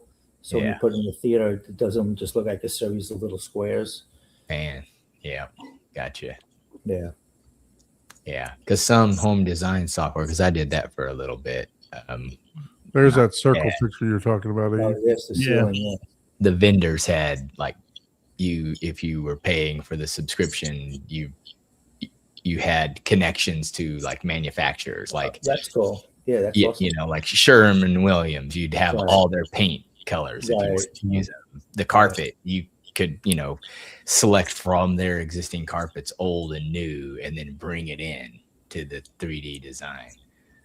So yeah, I just didn't know. So yeah, you got to do a lot of work. So you have to actually render all of it. And sometimes Glenn likes to make me work, and he'll design a carpet in a rendering that we do for a client. And then I'm like, "Where'd you get this carpet?" It's like, "I just made it up." I'm like, yep, that's what I was wondering. I was like, and then I gotta go find this mysterious carpet. You're like, great. Hey, look, you're damn good at that, because I gave you a design and you went and found on the internet where it came from, and and the design that I showed you was like, it was literally zoomed way in, because it was a huge like football meeting room, and he comes back, he's like, "Oh, that's so and so's football meeting room," and I'm like, Missouri, it was Missouri State's meeting room. And I'm like, how the hell did you find that? How did you even know where that came from? Because I've seen it, I guess, because I constantly digging, and I remembered that I saw that somewhere, and I knew I'd saw it, and I went looked back at like things I'd saved, and like, oh, there it is. Yeah, it was crazy. He just, "Oh, is that from here?" I'm like, "Yeah, how'd you know that?" So yeah, that was like from what I remember, that was just a one big solid print as well. They did there in that stadium, in their meeting room. Yeah, for sure. So let's talk about, we talked about the design process a little bit, right? So from start to finish, we here I guess this is some of your design and stuff. So I can tell you that, I contacted Abe about coming on the show, and it's because I was a fan of, I didn't know Abe, I was a fan of Glenn's work, right? Just by looking at the pictures and everything else. And I actually contacted Glenn first and said, "Hey, let come on the show. I want to promote your business. I want, to, and I don't know how big you guys are at the time. You know what I mean? It's like, it's like, I just want to do something good for the community, right? I want to try to help promote, help keep this hobby going, right? So I reached out and said, "Hey, come on," and Glenn was like, "Well, maybe Abe might be better for it. Maybe it might be better for this," right? So and now look at Abe. I mean, he's going to be a podcaster soon, right? Yeah. You created it was the craziest thing I ever did. I mean, like I never did anything like this, and when Don called me, and I'm like, okay, this might be interesting. And I'm like, I was nervous, actually. I was like, I haven't done anything like this before. And I'm sitting there with my dinky little camera. And remember how crappy it was back? And I'm like, I was like, but it was, I had so much fun because it was just fun talking shop, just, Yep. sitting there, and we just talked about home theaters, and it was actually very refreshing because, after a while, me and Glenn talk about it all day long. And then, I mean, my wife, sometimes you want to talk to other people, and so it was fun to just share that, all the experiences we have with other people. And so, yeah, you guys got me hooked. Yeah. So are you able to share that one design that I talked about, Abe? Yeah, with I am trying to get it to refresh in my iCloud photo so I can just share the screen and then you can see it through there. I have the old photo. I was trying to get the new photos downloaded so you can see the ones he sent me. Okay. I guess I can show the old ones right now. Yeah, let me give me just a second to get right where that was. Yeah. So speaking about the design, I mean, I've mentioned this on the show before. Like I contacted Abe to be on the show, and then just wanted to promote the business. Wasn't looking for anything, anything out of it or anything like that. And then Abe calls me up. He's like, "Hey, I owe you a service." I'm like, "You don't owe me anything." You know what I mean? And he said, "I want to help you. Put your theater in CAD and stuff like that." And we're measuring. I mean, I'm already almost 80. I'm almost 90% done with the theater, and we're measuring down to the 16th of an inch for accuracy. At every little window, every the height of the steps, the everything. 'Cause I wanted to recreate his room in CAD. I wanted to know so we could design something. I said I need to. The more precise I can recreate your room in CAD, the more we can kind of really hone in on what we want to do. Here I thought it was the back end bet that it wouldn't be done till 2029. I'm trying to delay it out, get that. Yeah. win. Yeah, I mean, you're still on it. You're still winning that bet. Odds is still in your favor, man. Yeah. Yeah. So, Glenn, the running joke is it's taken me 5 years to build my theater. So that's the running joke here. So that's So what hopefully- happens whenever you I hope you don't wanna finish it pay before a for hurricane gets to you. drywall work, and then drywall work goes up 10 times what it was when you originally.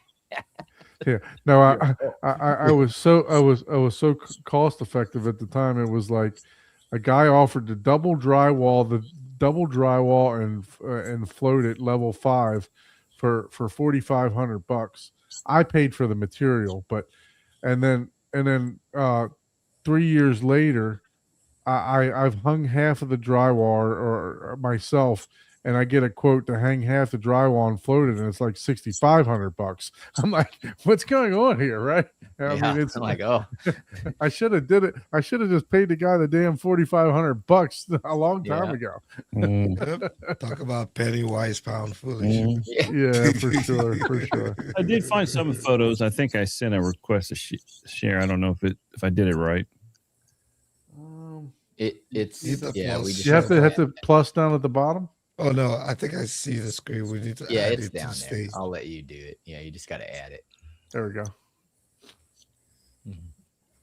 Okay, is it coming in clear? Yeah. Yeah. So that's the Okay, one. we That's can the one in Orlando.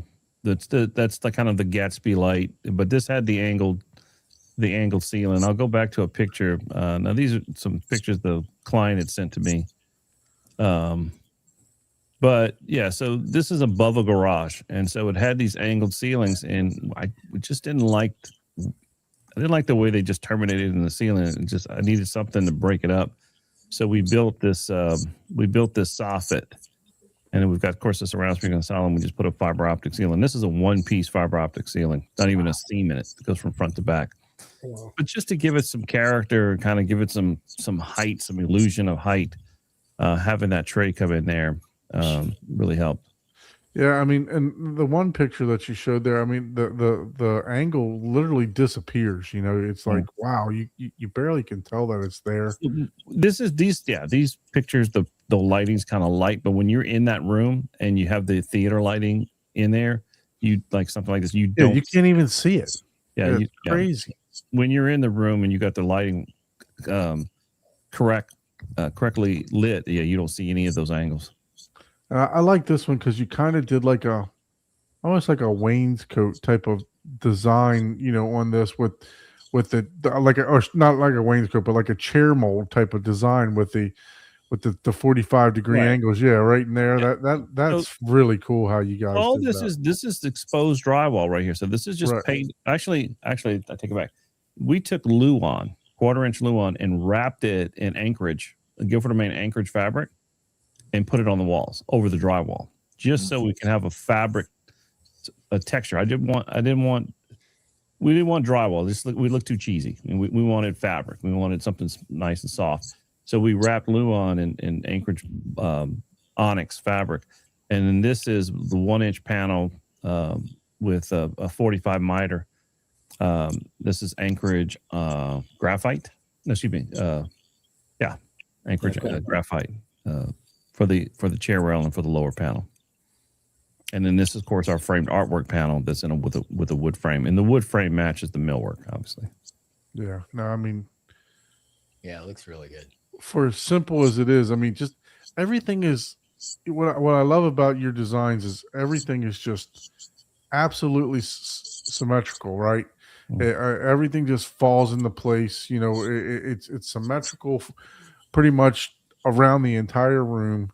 It's spaced very well. Everything's spaced very well. So Yeah, like our little keystone matches perfectly with the midpoint of the sconce. right, exactly. And those are custom made. We get these made. A guy named Miles Indo. I have to give a shout out to him. He custom makes all of these sconces in California, in Malibu, California. And so he's got a shop there, and he made these. And then I wanted them a little bit different dimensions, so he actually tweaked the sizes of them so that we could get just that size. And so if you want somebody to really make some awesome Art Deco sconces, he makes others lighting, but he's a custom lighting guy. Cool. And so, and I like to support local artists when I can, or, artists here in the United States. So do you have like the whole CAD set up for this one, Abe? Mhm. Are you able to share that so people can see like what they get with the Yeah. drawings? Yeah, give me a second.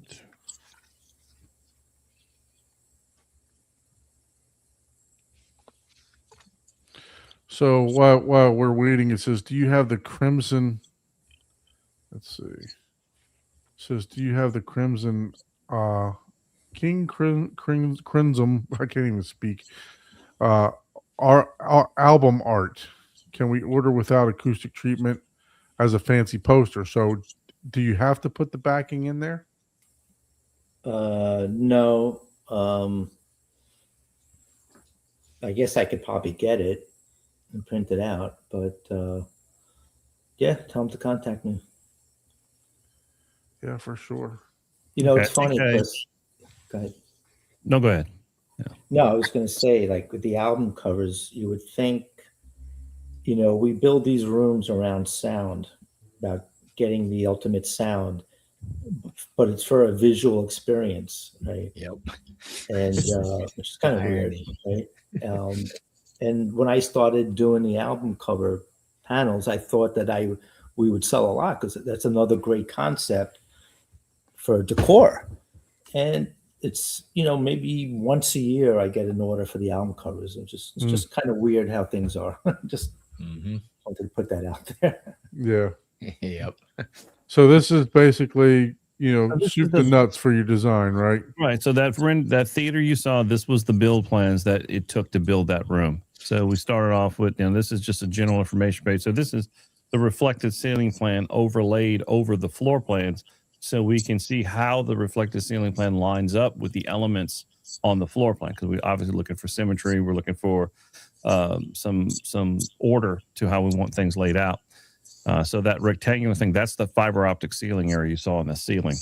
And so we wanted to see how it aligns and if it's symmetrically placed with everything else in the room. And that's just the floor plan. So we wanted to get the seating layout. This is a very small room. In fact, the client even got rid of these. It's just 3 seats, and we just even made these 3 individuals. It changed. So super simple. It's basically him and his wife. that Those they those seatings those were the ones from like Seating for You or something like that. and or- these are Palliser. These are Palliser. no, I'm talking about the Palliser- ones they got rid of. yeah, some The real low back ones, right? They're Mhm. real Like low a- to the ground. like a tub chair. Yep. mhm. Yeah. So this, like I said, was an existing room above the garage that we remodeled, and then we kind of cut some space out of the only place we could put the rack. We created a little AV closet so we can put the rack up there as well.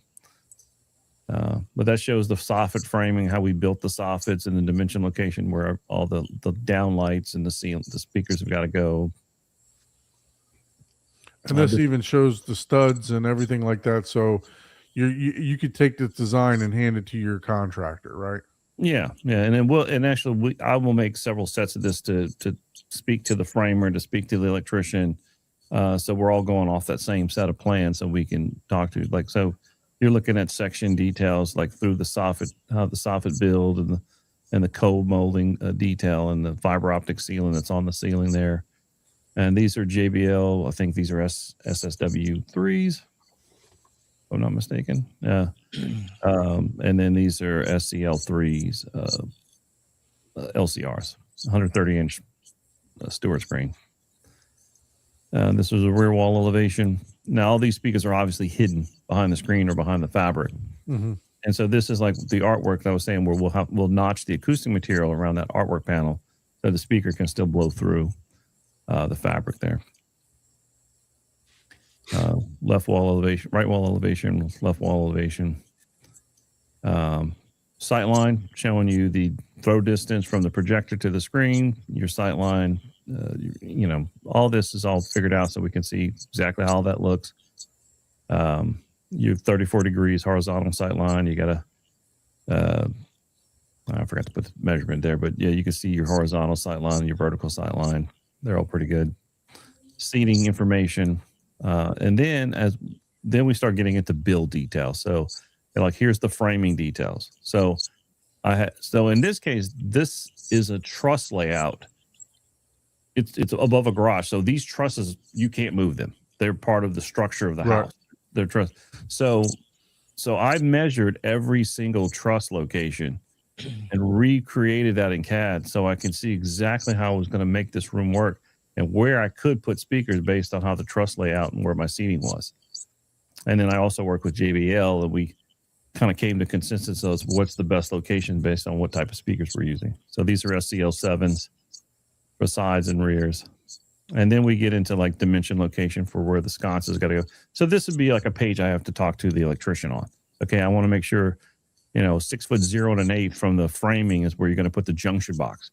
And it's going to be 6 foot 1/8 off the floor. I need it right there so that it falls right in the pilaster you saw where that sconce was. Right.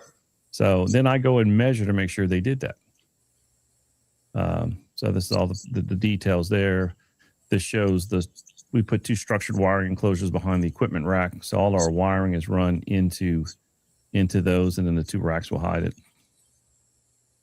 But section details. These are your elevation sections, and kind of like how it's built around the lights and how that looks there and how the drywall interacts with the millwork. So it's just a lot of details. Tons of detail. Lots of. Yeah. Here's you can throw something together, but it's like, okay, here's now the door seal, the door. The devil's in the detail, right? Oh, yeah, because that's what you need to know about. I need this, all the little things that people don't think about. You'd be amazed at how much shit that goes into this. A lot of stuff. Like here, just the threshold at the door. Here's our mortise door bottom for isolating sound at the door. How we're going to transition from the carpet that's in the theater to the wood floor on the outside, or in this case, this is whatever the floor. I think it was actually we changed it to wood outside the theater. But then here, electrical is here's our zone layouts. Like zone 1 is your actually this is zone 4. Yeah, so we have like light switches here. So it'll say. Zone 1 is the front down light. Zone 2 is the general daylight. Zone 3 is the transformer for LED step lights, and Zone 4 is the sconces. So we'll go through all the electrical. So there's a ton of stuff, and then here's a schedule with that. So that's Yeah. just that little tiny room, and it's I got mean, that much detail. you even drew the commode in there, right? I mean, Yeah, it's in like to scale too. It's an important room. just Yeah, scale, yeah, it's you just know? scale. And the He's sinks even got the scale. commode. He could have just wrote bathroom, right? But no, he had to draw the commode and It's the right there. Yeah. Well, we got to make sure, for sure. Yeah. For So sure. so a lot of work goes into them. So, this is basically the same procedure for every theater. Some theaters are only, in this case, 26 pages. Some theaters are 150. Depends Wow. on how much details we got. The one brewer was an insane amount of details because we had a suspended ceiling that had isolation clips, and we had to do a hat channel layout, and it was a lot of stuff because it was a kind of everything was built inside the room. So that, it's like a room within a room type thing.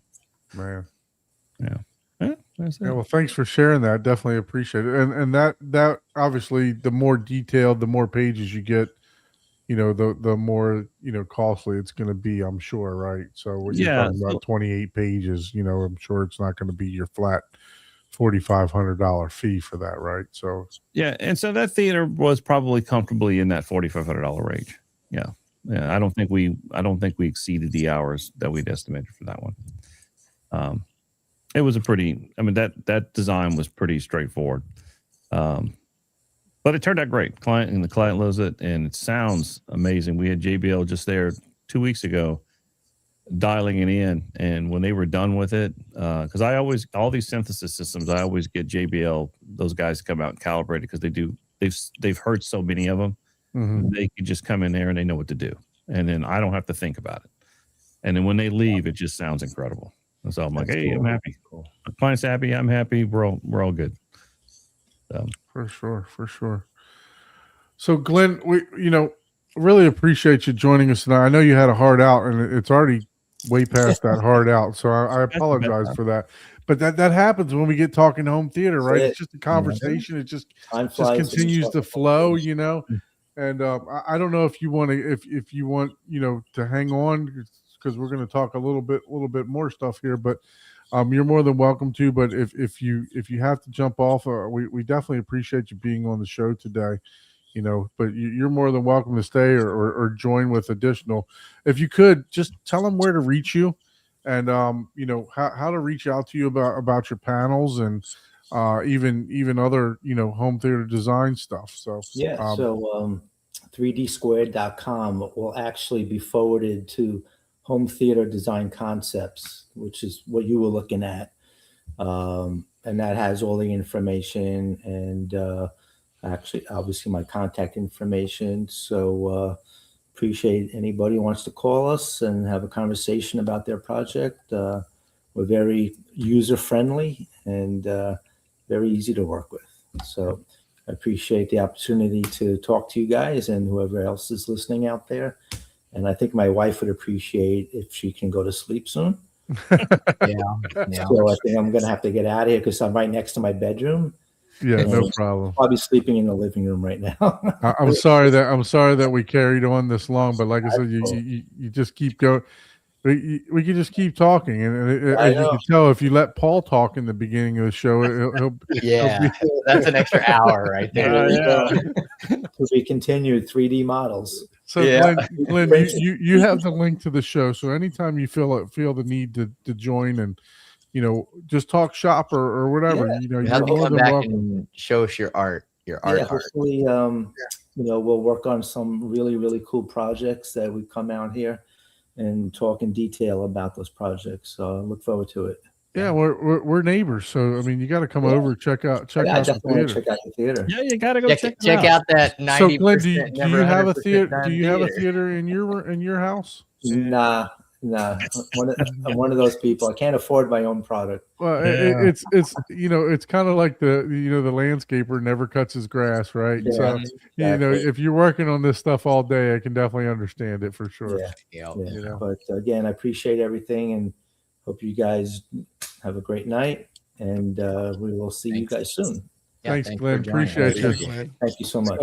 Love your work. Really do enjoy it. So appreciate it. Thank you guys. I'll get some sleep. Yeah. Yep. All right, bye-bye. But cool. So, yeah. Man, it's great to pick his brain. You know, I mean, just because I don't, you know, Paul, I know you do a lot of photography and stuff like that, so you kind of got that eye, right? So you, Well, yeah, I you took understand what it several is. years of art, so I was going to be more of a graphics design artist in school. That was my original intent. So I'm actually, even whenever we did those SAT eval tests, like it came back as, hey, you need to be an interior designer, a graphics artist, blah blah blah. And there's a lot more starving artists than there are engineers. So I Right. ended up being an Yeah. engineer So instead somehow. you chose food over. It's kind of Dude, great. I just showed my wife. I was watching a TikTok literally like 10 minutes before I came back downstairs to put my son to bed. I mean, and this guy, or it was a TikTok, he's just throwing paint on a canvas, right? Like this, just splashing on a canvas. And then he takes like a putty knife.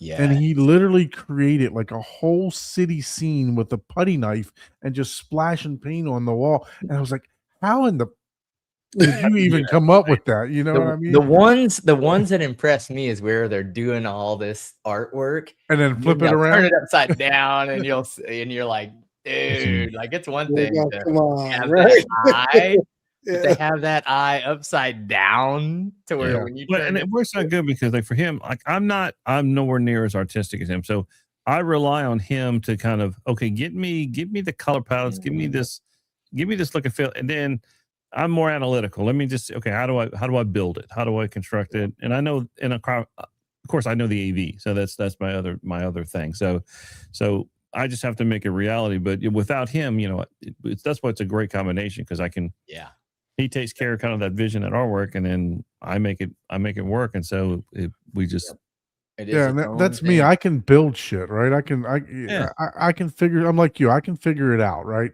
I'll do a couple tests. Like I'm still pondering how I'm going to do these window plugs, right?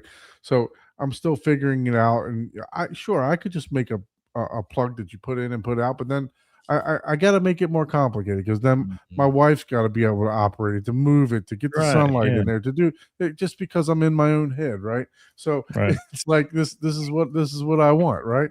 So I'll figure that shit out. But the design stuff, like I said, it's just like analysis paralysis, right? Yeah. You know, it happens. it's like, you know, gosh, man, I just want to be able to look at something, and I can look at something and say, okay, this is how I want it to be. I can build it.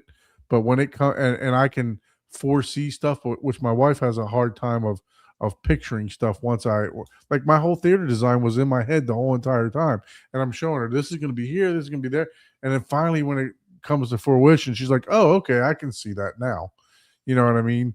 I can see all that stuff, but just putting the final, I don't want to say women's touches, but just putting the final color palette and stuff like that to make it inviting is what I find the most difficult, you know. And Glenn's just got the eye for that, man. He really does. Those even though, you know, some of those were renderings or, you know, that he put together. I mean, they're just, you know, I'm sure they'll come to fruition someday. You know what I mean? Because they're just so well done. Yeah. He definitely got it. Yeah. So, we skipped over the movie section. I've already told you that I had a super busy week, so unfortunately, the only thing that I was able to watch was the season finale of Beast Games. The one thing that Ike says I'm the only one watching, but this guy he must be. Yeah. No, I'm telling you, man. This guy obviously got tons of money from Prime to make this series. So, so it was. I enjoyed that series. I mean, I encourage you guys to watch that. It's kind of like a Squid Game type of mixture between that and Survivor and Ninja Warrior and everything else like this. So I enjoyed it. So go check that out on Prime if you got Amazon. If you're an Amazon Prime member, it's free for you, right? So you get to watch Prime for free. Yeah. So I went a little old school. I found a movie that actually I didn't think I would like, but it was kind of interesting. It was an old movie, 1954, Charlton Heston and Eleanor. I Oh, can't think of her God. name. This might be too Called the far back Naked for me to Jungle. The Naked Naked, Jungle. the Naked Jungle. Yes, it's about a guy don't who's think opened I've a seen that cocoa one. plantation. Look at Ike. Ike's looking it up. You're already talking his language. Yeah. Yeah, I was thinking of Ike too, It's- 'cause I know I like old movie stuff. This was a Mhm. pretty interesting movie and a very obscure role. Was that the Naked Jungle? It's No, got- that's the new Excalibur. It's like Ah. that would be shocking if it was. Yeah, that would be crazy if he had that. That would in have his been hand. nuts. Right? For the 4K. The old school blob. Yeah, Oh that- yeah, well I went up you. I got the 4K. I got the Naked Jungle 4K. Yeah. Yeah. Yeah. Let me Yeah. pull that original reel out of the back closet. Yeah. yeah. Yeah. It was a pretty interesting movie, but it had a twist to it. There was I didn't know where this movie was going, and all of a sudden it switches, and then they're getting invaded by this army of ants that's basically devouring everything in the jungle, and he has to save his cocoa plantation. And it's a crazy movie, but it was just an oddball of a movie for Charlton Heston. So definitely, if you like old movies, check out the Naked Jungle. I'll have to check that out. It's kind of interesting, That's awesome. Yeah, I'll have to check that one out. Maybe. I don't know. It's tough for me to watch old movies nowadays. Just I love the old movies. Oh, they're the best, man. They are the best. This is the limited edition of the Excalibur. Some of the older movies sometimes to just me are better it because they're came more out this week, right? The 4K version. they're more story driven as opposed to There's dialogue. There's dotted dialogue. yeah. Again, it's like some movies that come out like Ungentlemanly Warfare, right? Like that was a good movie, but there wasn't character building and dialogue that would get you more into a character, right? It was just, oh, this is a cool action movie. You know what I mean? I was going. You may reminded me of something. The first time I kind of felt that someone got the idea of character development and dialogue after so many years of old movies was the very first time I saw Pulp Fiction. And Quentin Tarantino did just such a marvelous job of bringing back awesome dialogue, great character development, and it was a breath of fresh air at the time because there was nothing like that. It reminded me so much of the old school movies where there was such a pivotal part of the movie. Plus, you had all the cool violence and everything else that he brought to the table. So I definitely earned a instant kudos to him on that because it's still one of my favorite movies. But I just remember being in such awe of that the very first time I saw it. It's like it was such a breath of fresh air. See, yeah, for sure. Yeah, I mean, he did it somewhat with Reservoir Dogs and everything, but Pulp Fiction just popped. It just really was perfect in every sense. It was the one that so you can't miss anything on that one. No, it was great. Yeah. So Scotty, I appreciate you being on the show. I know that it's been a while, but and we took up a lot of time for Abe and Glenn. But what have you been working on, man? I know that you've been in the chat kind of heavily of the Home Theater Hub chat. What you been working on over there? Well, the geek that is hacking other people's software because he's frustrated and not actually sitting back and enjoying his movies. So I have a couple of TVs that are Android based, and Android based TVs have a problem with Dolby Vision 7, which comes from like UHD 4K rips. So you can have, I was running Jellyfin, and there's been a lot of complaints on Jellyfin and Dolby Vision. So over the last couple of days, I took the Jellyfin client, ripped it apart, hacked into where the player was doing the Dolby Vision side, stripped out the layer 2, recombined the layer 2 into one layer, then rewrote rewrote it so when it's distributed to the TV thinks it's Dolby Vision 8.1, which is compatible because that's what your streaming services run on. Oh. And so therefore, instead of getting HDR, now I get Dolby Vision. Now, there's a couple of clients that already do it, and so the new version of Jellyfin attempts to do it, but it fails more than I wanted it to, and it was super frustrating. And I'm like, screw it, I'm just gonna hack the software, rewrite it, and so I think it Could was you just buy a new $200 TV, Scott? so last night. I published the code and released it and put it up on GitHub, and people can try it out. It's working. That's awesome, dude. I mean, That's- that's super That's an cool. engineer for you. All right, you MFers. Oh, And like it's been a request for like 10 years, and I'm like, come on, it can't be that hard. I don't even know what jellyfin is, so I'm just going to be So it's honest. like Plex. It's like It's a Plex. jellyfish. So you know how Plex, It's Plex on yeah. a TV that doesn't. You know what Cody support. is, right? Yeah, I know Like a what home it is. It's media. like- Yeah, Jellyfin is like a fork. Oh, Cody. okay. So I- Cody, There's MB, MV, Jellyfin, you know. Plex. Oh, okay, yeah. They're all, Plex. They're all based on Cody. Yeah. they're all based on Okay, yeah. I haven't played around with that in So years. Cody has that option where you can force it in, but honestly, like I was looking at the two different packages, and Cody is cool, but it doesn't really work well for like streaming remotely. So Jellyfin's a good option, kind of like Plex.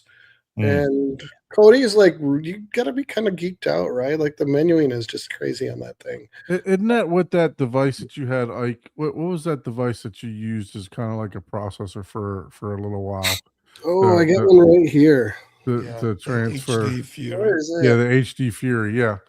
So Mhm. basically, you rewrote what the HD Fury was doing, right? Did I? Yeah. For Jellyfin. No, is what he's no. saying. I mean, HD I Fury mean, is it's a not bit doing different, LODV, right? right? You're just doing 8.1. Yeah. So, So basically, I made Jellyfin do kind of what Cody does, but Yeah. maybe a little bit more advanced. You know? because it's still going to be TV led, I guess, Yeah. I see.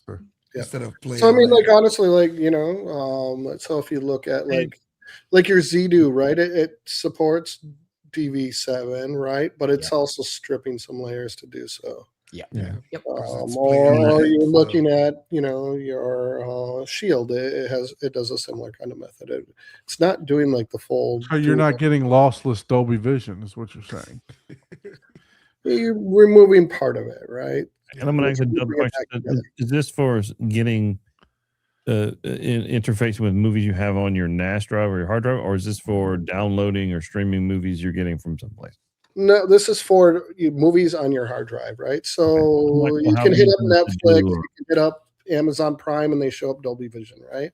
Or Apple TV. But if you were to try to stream it from your NAS, a lot of times you can't get Dolby Vision from your NAS because Oh, okay. it'll come up as HDR, right? And sometimes it comes up as HDR, and there's not even tone mapping from the original Dolby Vision, so you lose a lot of those enhancements. So my goal is to bring those enhancements back, and it does it in real time. It's a player limitation. it's a player limitation. Yep, It's not. Oh, the, okay. All well, right. player / TV limitation, right? Yeah, Yeah, that's why I yeah. say, The can't you just buy a different the TV? TV's not licensed for your Dolby Vision 7. It's only probably licensed for Dolby Vision 5 and Dolby Vision 8. Those are the two that are primarily used for streaming services. Oh, okay. And streaming services equals not quite as good quality, right? All around, especially in the audio side. Now you published this, right? So I did. do you charge anything for that? Is there a donation for it, or I mean, the Jellyfin project's open source, so I just published it back up, and it's open source, free to the people. So You can always that's what I donate did. to I anybody. can always donate, right? Yeah. Yeah, I mean, like something that annoyed me is, and I fixed. Someone else can benefit from it, or if maybe Jellyfin themselves wants to bring it back into their code, they can go ahead. They're probably going to look at it and go, "Who the hell's this sloppy coder?" But hey, it works. Then Yeah, That's all yeah. that matters, man. if they want to clean it up and do whatever, they can do that. Yeah. that's cool. That's cool. Open source, they can figure it out. Yeah. That's awesome. So, how about you, Paul? What were you able to watch any movies this weekend or this week? What have you been Yeah, up to? yeah, I did. Now that Jessica's on her hiatus, we don't go out partying all weekend. So we Well, actually watched. you seem to be, and I'm surprised I haven't gotten a slew of emails asking where Paul's segment is at the beginning of the podcast. Nobody's requested where did Paul's beer go? Yeah, You know, so I know that you've been well, during this time, maybe you should review non-alcoholic beers and then get and give us some feedback on some O'Douls that you tried. Disgusting. That would be more traumatizing for Paul. No, I'll start reviewing tea and coffees. There you go. The caffeine-free coffees. I ain't doing no non-alcoholic beers. I'd really try this O'Doul. It's quite lovely. I mean, if I'm gonna get the carbs, I might as well get the alcohol with it. I'm not just gonna go I'll just drink a Coke. So that's what this is all about. You're choosing to eat a little bit cleaner and stuff like that, right? Yeah, basically. I mean, no, we're not hardcore like, oh, we're never ever gonna drink again. It's just, we've tried everything and we've been to our favorite spots, and there's like nothing new. You know what I mean? Because I'm always as many times as I've brought new stuff on here and showed it, right? We've had thousands more. Right. Like, I mean thousands. But it's getting to the point to where we've had so many, we're taking a break. So when we go back, or maybe on the weekends, or like when we go camping or something like that, I'm gonna have some beer and stuff. But hopefully there's something new that I haven't had before. You know what I mean? Because it's like, hey, it's all about iterate. New is great. That's very rare. Different iterations is always cool too. But I mean, we hit a roadblock to where we've had, like I said, thousands of different, iterations. So it's like, man, it's like you just get burnt out, because it's like, well, now it's the same stuff. You know what I mean? So it's like, well, all right, then, all right, let's just stop for a while. So maybe you should move over to municipal weed. And I don't do I'm just weed. messing with you. Yeah, no. I mean, it's it's been mentioned before. It doesn't get along with me. I'm not you probably wouldn't even do so. Gummies. There you go. Move over to some different gummies. Yeah, that's what I'm saying. I don't do that. I'm not into it. I don't like it. Doesn't do anything for me. So you ain't get the right gummy.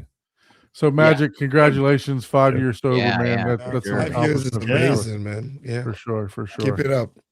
Yeah. Don't stop. Yeah, don't watch me. Don't have friends like me and Paul at no. M Wave, and Scottio says order me a beer. Don't have friends like us, because somehow you'll end up with a dark chocolate beer that's 17% alcohol.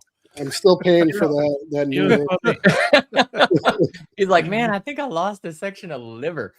Like, what was in that? I was like, oh, a lot. I'm never compelled to drink. Like, me and my wife, we don't drink a lot at all. Like, we bought, I think we like, during the holiday around Thanksgiving, I think we bought 1 12-pack of Heineken or whatever, and it's still there. Like, it's since November. It's like, it's probably no good no more. But it's like, I've never. We every now and then I'll sit down. And have a beer with dinner if we go out, or a glass of wine or something like that. But it's not something that I come home and I just pop a top every day. Yeah, we were doing the craft, like just a regular beer. No, I stopped doing that. Like, that's I like a good 20 beer years with ago. dinner. I haven't had a regular beer, because regular beer, I'm just like, it's boring. I just have a Coke. I mean, a nice Stella with a dinner, like super almost ice cold Stella, or or like a Modelo or something like that with dinner, man. Yeah, me, sometimes it's that's just the great. vibe, Yep. sometimes Yeah. it's just the vibe, so but anyways, so beyond that, we had plenty of time, so we actually partaked in 3 movies. Ooh, look at this. He's got them written down. Look at him reading. I know I have to read them because I can't remember shit, and I don't know why. It's so dumb. It's Jessica's on the side. I gotta- He's got the teleprompter. yeah, I got a It's teleprompter good telling writing me down. what did I watch this week, or I will forget. But it is amazing how you forget it. Like I just watched a movie yesterday that I can't remember. I remember the Neck of Jungle one, but there was another one I watched with this kid from the guy who played Elvis, the kid who played Elvis. Mhm. And I forgot it. I forgot the movie. I know. I can I tell wish you I all would've about wrote the it movie. I could, and I'm just like, Yeah, oh, but I don't know what what the the name hell's of the name of it? Crap. That means You it wasn't that memorable. Well, pretty much. Yeah. So we watched Mercy Oh, the new one. Yeah, that's quite with expensive Chris Pratt. on That was pretty- Kaleidoscape. That was pretty interesting. I mean, it wasn't anything new or unexpected, to be honest. But that was that was one of those sixers, Mhm. like Okay. yeah. Then we watched One Battle After Another. I haven't seen that one. You liked it? Yeah, that one was pretty good. That was pretty good. Maybe blur. Oh. So Kaleidoscape is pretty proud of that one. It's $34.99 no. for that one. No. So that one's on the you can see on the top here. That's my wish list. The orange star. Gotcha. Jeez, So- that's Okay. like steelbook prices right there. That's- Yeah, that's so amazing. that's one of the more expensive ones that has come out on Kaleidoscape, and I think it's still in theaters. I think too, right? I Is think it? I think it's still in theaters. That's why it's so expensive. Maybe that's Yeah, no, that one's on the wish list until it drops to like $14.99 or something yeah, like that. yeah. So, And honestly, that's where I would put that one. The Yeah. I $14.99. think it's $28 on Yeah, Amazon yeah. right now. Yeah, yeah. for sure. yeah. And But- then I watched, and I did not watch this for the longest time just because of the slipcover art. Oh, I guess that somehow I got turned down. No, we can hear. I watched Begonia. Oh, there you go. It's on my list to watch. I actually liked that. Thank you. That one was a good Begonia? Begonia. A Yeah. lot of flower, right? But A I was flower- thinking the same thing. I was looking at the artwork and I'm like, I don't know. No, Like, no, this ignore looks it. stupid. Let's put it this way. Ignore the artwork. It has nothing to do with it. I don't Not a know gardener? why they chose that artwork. No. That's completely unrelated to the movie. Okay. Now the question is, did you listen to the credits? Like I told you. Yeah, dude, my comment to Jessica was, this is what the fuck Don thinks is a mate. Like, okay, it's Atmos.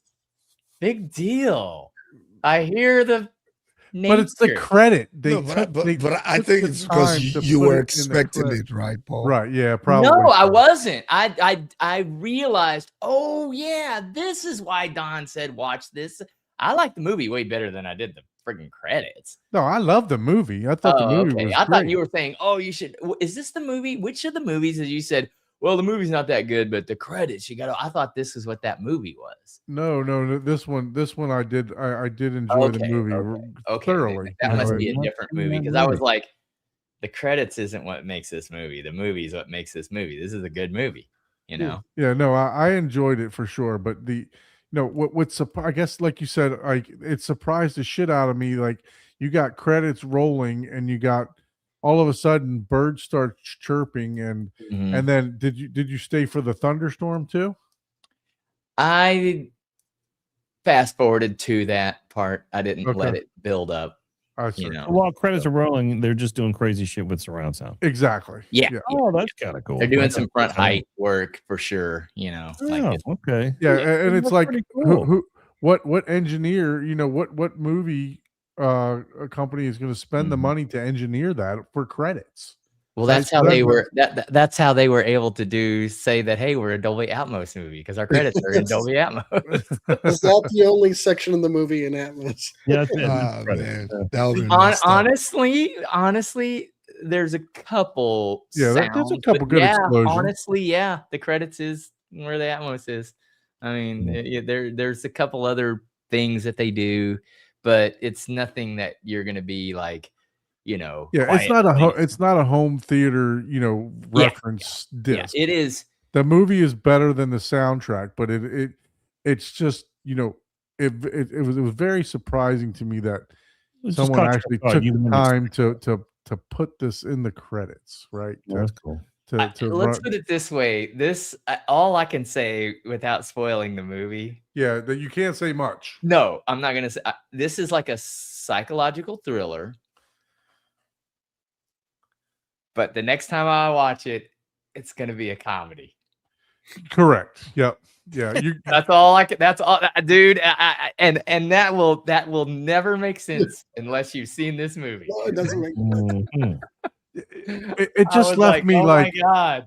it just left me like what the you know what I mean? Well, but it's not even. I didn't get spoiled on it at all, but I kind of already saw where it was going. So Ooh. that's where I was like, oh, dude. Yeah, it's tough. You- It's tough. It's you worth know- to watch. It's my favorite movie of the year last year. As Oh, far as, wow. Yeah. as far as, It- far as it- the it's worth a story. watch. It's worth a watch. It Without sounds a doubt. like I blind watched everything everywhere all at once, and I was just like, "What is going on?" Yeah. Oh, yeah. Now is that where is it? No now? idea. Is anybody streaming that movie right now? Is it on Netflix? Is it on Prime? Is it somewhere? I haven't Amazon, seen the it. 4K Aren't you is on signed on to Amazon. Plex Emporium? Plex. Yeah. The 4K is on Amazon.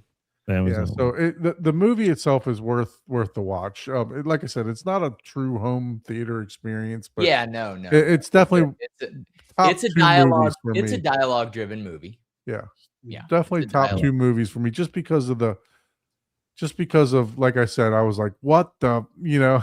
so and I literally sat there in my seat like at the end of the movie, just dumbfounded, like Yeah. and that's how I heard the You're just like- credits. So Yeah, yeah, that's yeah, cool. Okay. it was All right, now I'm Check it interested. out. Oh Yeah. yeah, you, Scott, you will appreciate this movie. Yeah. Again, Well, I mean, you know have my to- taste just by the weird crap. You have to pay Yeah, attention to the movie. Right. Like Hmm. it's one that you have to commit to the time. Ignore the cover, dude. If this was a different cover, because I thought, oh man, this is like some horror movie, and I was like, I'm not watching. That's a what it horror looks like, right? It looks Nope, like I heard not Begonia at was freaking, the wow. furthest thing from it. okay. Like not at all. All right, I'm down. It's on Yeah. my list. check it Yeah, out I for mean, sure. yeah, gonna it write should it go. down, It too. should move up the list. Let's fit it that All way. right. I mean, Have to check it Yeah. out. Yeah, I would definitely put this in my nomination for top movie of 2025. yeah, for- it for was. sure. I gotta say, it was a 7. Like I said, 6 is most movies are gonna get that. 7 means, oh yeah, I recommend that you watch this. Is Huh? this Yeah, I would put it up in this 8 range where the Rotten Tomatoes are. I would put it up there. Yeah, Really? I could see that. Yeah, for sure. does it fall into the range of wait until the kids are asleep before you watch Yeah. it? Oh, yes. Yes. Okay. Yes. Cool. Yes. Okay. Oh, sorry. Just because of some of the violence, not because of any. Yeah, definitely, Yeah, definitely. Oh wow. So Smile 2 has end credit audio for us as well. That's cool. I have to check that all out. right. I'll I check will that not out. be watching that one because I know that's no. That's I'm your not doing that. psychological. Yeah, that horror is a movie. horror movie. Like, nope. That's on my list to watch too. So Yeah, all right. I've So seen you that had that. You had Begonia. Yeah, Begonia, One Battle After Another, and Mercy. How is one battle after the other? Because that's a fairly new movie. Didn't that win? I think that won an Oscar, right? And then A couple Leonardo It- DiCaprio. Was Yeah. nominated for a bunch of Oscars. It Yeah, was it's it was Leonardo a good DiCaprio movie, movie. right? Yeah, it was a good movie. It was long. But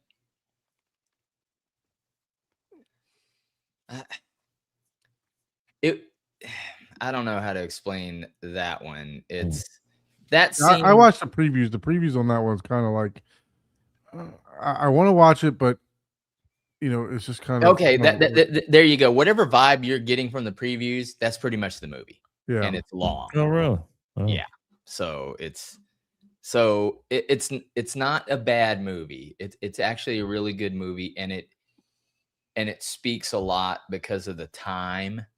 I think if it wasn't for the current political temperature and stuff, the movie would have a lot less meaning or a lot less impact. But just because of, and the sad part is a lot of the stuff in that movie that that's totally BS is probably more true than the world actually wants to know. And it's nothing like unrealistic. It's just there's no way there's that many back end handshakes, and it's like probably more true than should be. Let's put it that way. So, but yeah. So when you gonna get around to watching that Excalibur? I'm hoping for this weekend. So I did get to watch Sinners this week. Oh, you watched Sinners? Yeah. Nice. How'd you like that? I enjoyed it. Yeah, I like that too. I don't know if I'll hype it as much as people hyped it, but I actually enjoyed it. I wasn't disappointed. And then I'm surprised you went to that genre. So, I mean, that's vampires, though. Now I'm having to. Yeah, I'm a little more open into watching certain things because now I can get to talk about them, right? Because we will talk about some of these things on the show. So right, yeah, and then I do that in the day in the morning. Did you have your blanket with you? I always do. Always do. But yeah, you're not gonna find me watching it in the evening, right? I watch it long enough so I can forget about it. Before you go to bed at night. Yeah. Hey, that's probably a good idea. I should try to watch a scary movie like at 6 a.m. instead of that's probably still too early. 9 p.m. right before bed as I'm falling asleep. Got my mug of coffee and a movie. That's funny. Yeah. Oh man. So you were able to take in Sinners. I agree with you. It was hyped up a lot. I think. Yeah, I think it was just overhyped. Yeah, I agree with you on that. I enjoyed it, but the music scene that everybody talks about is pretty good. It definitely. I loved it for the music. Yeah, that for me is what made that movie, and for just sure. the artwork and the presentation of it. Of the movies. I mean, him playing two different characters was awesome. You know what I mean? Yeah. Michael B. Jordan playing was amazing. Two different characters was very good. Oh yeah, that's that's. Let me tell you what, that guy's come a long way, man. Just the roles he's played is pretty amazing. He keeps getting some good ones for sure. Yeah, and then maybe I can finish the Badlands this weekend too. Oh yeah. Because I want to watch it. Like I would. I mean, consensus. I didn't finish it. I started and I woke up, so I'm like, okay, I gotta rewatch it and watch it at reference, and I want to do that over the weekend. Yeah, so. Predator Badlands is the home theater experience of the year so far. Really? Yes. I don't know. You got this, but guess what's better than that? Happy Gilmore. Pinky and the Brain. Pinky and the Brain. Yeah, we have Pinky and the Brain. I did watch the new Naked Gun. Have you guys watched that? Oh, I haven't seen that yet. It's pretty good. Is it? I mean, if you enjoyed the old ones, of course. Right up there. I mean, it's like spot on. I was, I guess I should give it a chance because I just did the first time I ever heard Liam Neeson is in this movie. I'm like, I'm not watching this. It just Just doesn't did a make good sense for him. job. But I guess maybe I got to give it a shot because I mean, who's going to stand? You know, You got to nobody's just gonna get do as good over of like who that it's a replacement of character, right? Like, but he does a really good job with the character. Nah, maybe I got to be open I'm minded. still waiting to pull the trigger on this one, Paul. Your one from last week. Oh yeah. So it's Yeah. actually on special now for $14.99. There you So go. it came on. Oh, is that Uh, the one? That's the Caught movie. Stealing. That's Yeah. the movie I That's the watched. one you watched called Stealing. Yeah, that's the one with the guy from who played Elvis, right? Yeah, I think I Yeah, so. the guy he played. Didn't he? Yep. Didn't he have the actor who played Elvis in the It's Elvis movie biopic? What's his face? Yeah, I don't know. the Cast and previews crew. I have don't him, think and that's the him. previews have him going into that apartment, and Mhm, yeah. he gets in all Yeah, kinds I of watched that stuff. movie. It's yeah, I won't say nothing. It's interesting. Okay. Yeah, it was pretty good, but again, it wasn't a. It was again a 6. It was like, yeah, it's a good movie, but it was like, Meh. it's not one that I was like, oh, you got to watch this. Yeah, no, I mean it's on Netflix right now for free. So it's kind of hard for me to I pay watched it because it 14. was Netflix.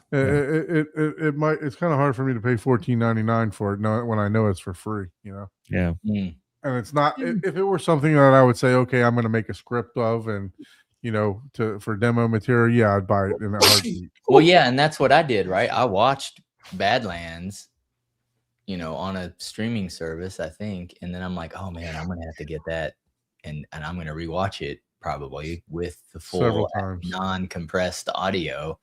And, Bless you. it's gonna be way better. I want to go over to Mr. Long's theater or something and watch that one. I want to check that one out. Oh, Well, when you come down this month, we can put it on for sure. that's all right. crazy. Yeah. There's two excuse me, there's two scenes right in the beginning that there's a sword that literally flies right over your head. I mean, it's spatial audio 100%. Mhm. There's one that comes right in front of your face, just crazy. They did a really good job with the use of surround. Yeah, I mean the movie itself is okay, but just the sound. I itself like the movie. It like I said, it wasn't again. It wasn't. Oh, you gotta watch this, but it was a good, Right. it was a good movie. And it stood on its own. You didn't even ever have to see any Predator Correct. movie Yeah, at all, and it was. Well, it's like a prequel too, right? So, Yeah. Oh, really? Is it kind of a prequel to Yeah. like It's the a pre- it first is. Predator? Okay. Way Early? before. Yeah. Yep. Before get to the chopper. Yeah. yes. Well before. Vietnam. Well before Earth was in sight. yeah. Before I don't have time to bleed. Yeah. I was like, that's my favorite line. I think one of my favorite. lines. It's not a tumor. Kindergarten cop. All right, gentlemen. Well, look, I did want to announce one last thing on the show before we wrap it up. I got some exciting news. Oh, I can't go without talking about Kaleidoscape. So we got to talk about Kaleidoscape here. So we got they're introducing a new Terra 30. So that's coming out, and what's getting better is this right here. If you add a Strato C, if you add a Strato C to this, the Strato C is only $2,000. That's normally a $4,000 unit. yeah, Isn't it $28.95 or something right now? Yeah, so it's they're bringing the prices down on these. Obviously 30 terabyte. You guys are gonna look at me like I'm crazy with my head spinning. When Scottio can scrub the internet and find a 28 terabyte for $500, but yeah. But yeah, so the prices for Kaleidoscape, I think, yes, they just raised the 8 terabyte price like $2,000, which I found was completely insane. But Yeah. For this one, 30 terabytes, and a Strato C for 14 grand. I think that's a good price for what they got. So I think they're trying to do it. It says it'll hold 400 movies. So yeah, I mean, it's.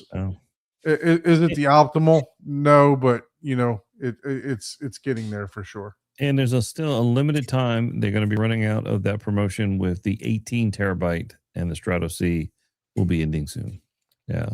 which was at 9,900 for the 18 terabyte. Yeah, correct. Yeah. Yeah, they're going to end that soon, and it's going to go back up. Yeah, they don't have the 8 terabyte anymore.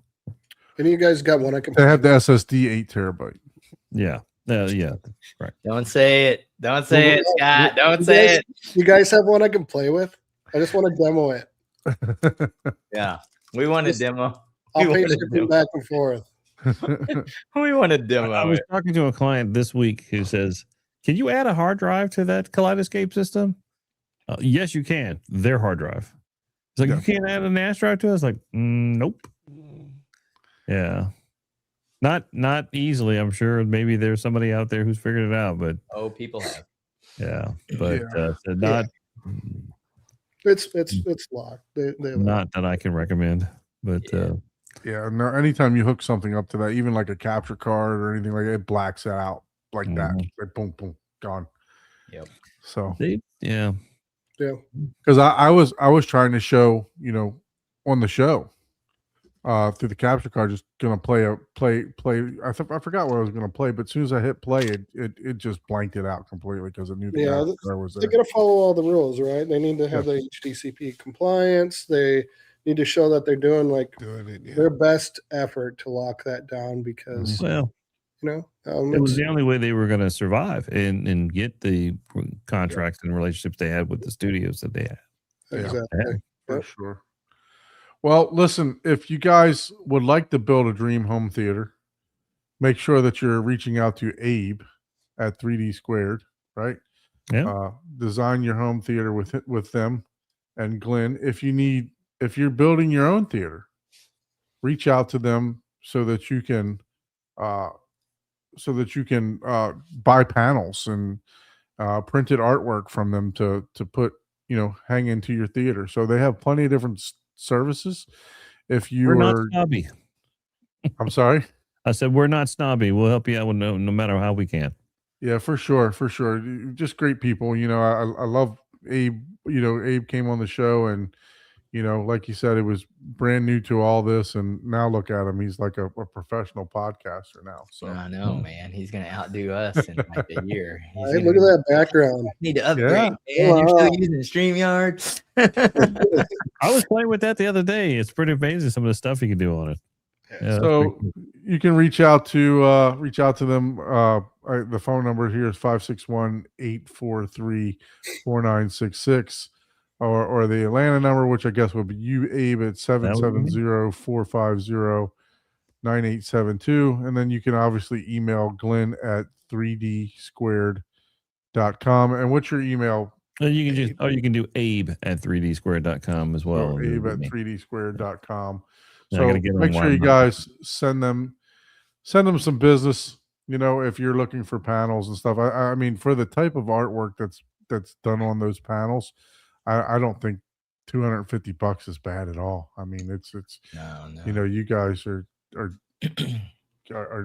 doing some fantastic work with that. So make sure you go over to the website, check it out, and then please do all that great YouTube stuff. Like, share, subscribe, hit the bell notification to be notified on Ike's upcoming videos. When's the next video coming out, Ike?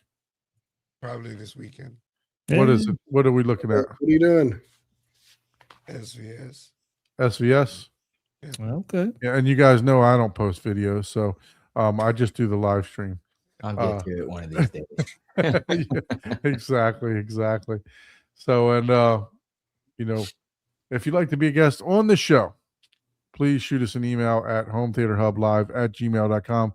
As of right now, I think next week is open. So we do need a guest for Home Theater Tour, or if one of the industry professionals is watching this, we'd love to have you on also. So thank you so much for that.